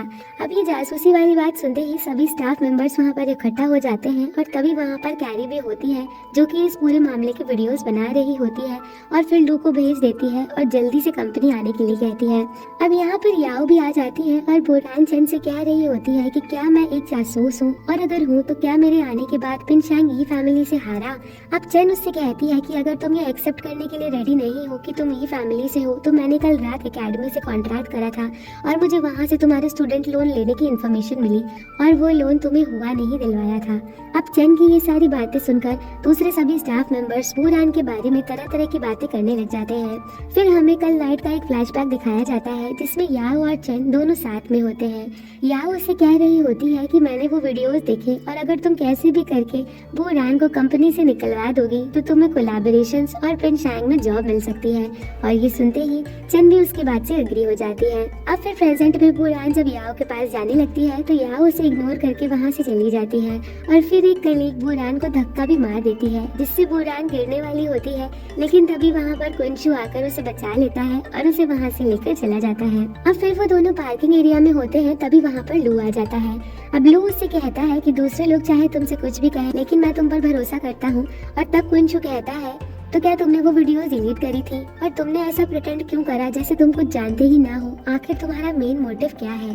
तभी वहाँ पर मिस्टर ली आ जाते हैं और कहते हैं कि लू ने बहुत से कॉल्स करके वो वीडियोस डिलीट करवाई हैं और वो पूरी रात सोया भी नहीं था और वो बुरान के लिए बहुत परेशान था। अब ये सुनने के बाद बुरान उससे पूछती है कि क्या ये सब तुमने करवाया था? इस पर लू हाँ कहता है और ये भी बता देता है कि मैं तो बहुत पहले से जानता था कि तुम ये फैमिली से हो। ये सुनते ही बुरान को काफी शौक लगता है। अब फिर क्विंचू लू से पूछता है कि क्या तुमने बुरान को अपनी कंपनी में इसलिए रखा था ताकि तुम ईहुआ से बदला ले सको? और फिर वो बुरान से लू के बारे में कहता है कि ये आदमी बहुत बड़ा गेम खेल रहा है, हमें यहाँ से चलना चाहिए। और फिर वो बुरान को अपने साथ वहाँ से ले जाने लगता है। अब पीछे से लू से कहता है कि मैं नहीं चाहता था कि ये फैमिली हमारे बीच में मुसीबत बने क्योंकि मैं तुम्हें लाइक करता हूँ। और लू की ये बात सुनते ही बुरान हैरान हो जाती है और उसकी आंखों में आंसू आ जाते हैं। अब वो वहाँ से जाने लगती है लेकिन तभी लू उसका हाथ पकड़ लेता है और फिर क्विंचू के कहने पर बुरान उसके साथ वहाँ से चली जाती है। अब फिर लू मिस्टर ली से कहता है कि मुझे लगता है कि बुरान को किसी ने फंसाया है और मुझे नहीं पता अब आगे क्या होगा और मैं अब उन सबका हिसाब चुकाऊंगा। अब आगे हम देखते हैं कि बुरान ने अपना घर खाली करने के लिए पूरी पैकिंग कर ली होती है और वो क्विंचू के साथ वहाँ से जाने लगती है। तभी उसके सामने वही सिक्योरिटी गार्ड फ्लावर लेकर आ जाता है और वो बुरान को हैप्पी बर्थडे बोलकर वो फ्लावर देता है। तब बुरान उससे पूछती है कि क्या ये प्रॉपर्टी मैनेजमेंट की तरफ से है? फिर वो सिक्योरिटी गार्ड कहता है कि नहीं, ये मेरी तरफ से ही है क्योंकि मैंने गलत काम करा था और इसी वजह से आपकी लाइफ इफेक्ट हुई। और फिर वो बुरान से सॉरी भी कहता है। अब वो सिक्योरिटी गार्ड ये भी बताता है कि लू ने मुझसे कहा था कि अगर आप मुझे माफ नहीं करोगी तो मेरे बुरे दिन शुरू हो जाएंगे। अब क्विंचू पूछता है कि आखिर तुमने क्या करा है? तब वो बताता है कि मिनकाई ने मुझे पैसे दिए थे ताकि मैं लू और बुरान पर नजर रख सकूं और ये सब कुछ मैंने ही उस वॉल पर लिखा था ताकि बुरान की आइडेंटिटी रिवील हो सके। फिर वो सिक्योरिटी गार्ड इस सबके लिए बुरान से माफी मांगने लग जाता है और वो उसे माफ भी कर देती है, लेकिन वो सिक्योरिटी गार्ड लू को फोन करने के लिए कहता है ताकि बुरान उसे बता सके कि उसने सिक्योरिटी गार्ड को माफ कर दिया है और अगर वो ऐसा नहीं करेगी तो सिक्योरिटी गार्ड की जॉब भी जा सकती है। अब मजबूरी में उससे लू को कॉल लगाना ही पड़ता है और तब लू उससे कहता है कि मेरे हिसाब से तुमने वहाँ से जाने की पैकिंग तो कर ही ली होगी, लेकिन इतने जल्द जाने की जरूरत नहीं है। आज तुम्हारा बर्थडे है और मेरे लिए वेट करो, मैं ईहुआ जाकर तुम्हें स्पेशल गिफ्ट देना चाहता हूँ और गिफ्ट लेने के बाद तुम डिसाइड कर सकती हो।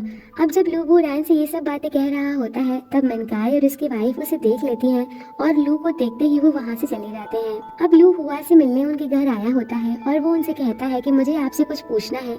बहुत साल पहले विला पर जब मेरे डैड ने आपके साथ कॉन्ट्रैक्ट साइन करा था तब वहाँ पर मैं एक स्टूडेंट से मिला था जो बारिश होने पर भी अपने घुटनों पर बैठी थी और अपनी पढ़ाई के लिए आपसे हेल्प मांग रही थी, तो क्या वो आपकी ग्रैंड डॉटर थी? इस पर हुआ कहती है कि मेरा सिर्फ एक ही ग्रैंडसन है। तब लू पूछता है कि मैंने सुना है कि आपके बड़े बेटे मिंडे की एक बेटी है। अब हुआ उससे कहती है कि मिंडे ने बहुत पहले ही हमसे रिश्ता तोड़ दिया था और उसकी बेटी है, इसका हमसे कोई लेना देना नहीं है और फिर मैंने उस स्टूडेंट की हेल्प काइंडनेस की वजह से ही करी थी।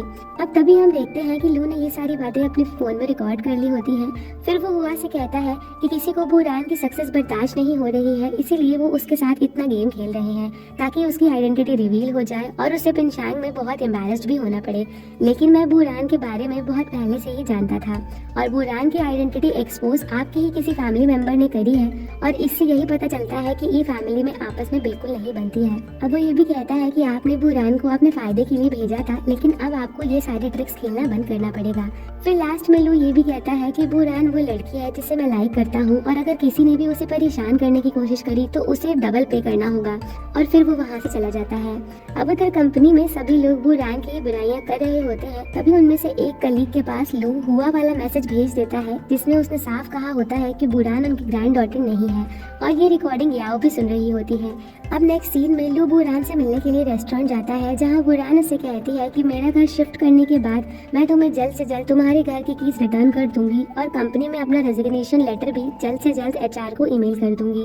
फिर लू उससे कहता है कि मैंने तुमसे झूठ कहा था कि मैं तुम्हारी आइडेंटिटी के बारे में नहीं जानता क्योंकि मैं चाहता था कि तुम पिनशांग में वो करो जो तुम सच में चाहती हो और तुम्हें जिस वजह से परेशानी हुई उसके लिए मैं माफी मांगता हूँ।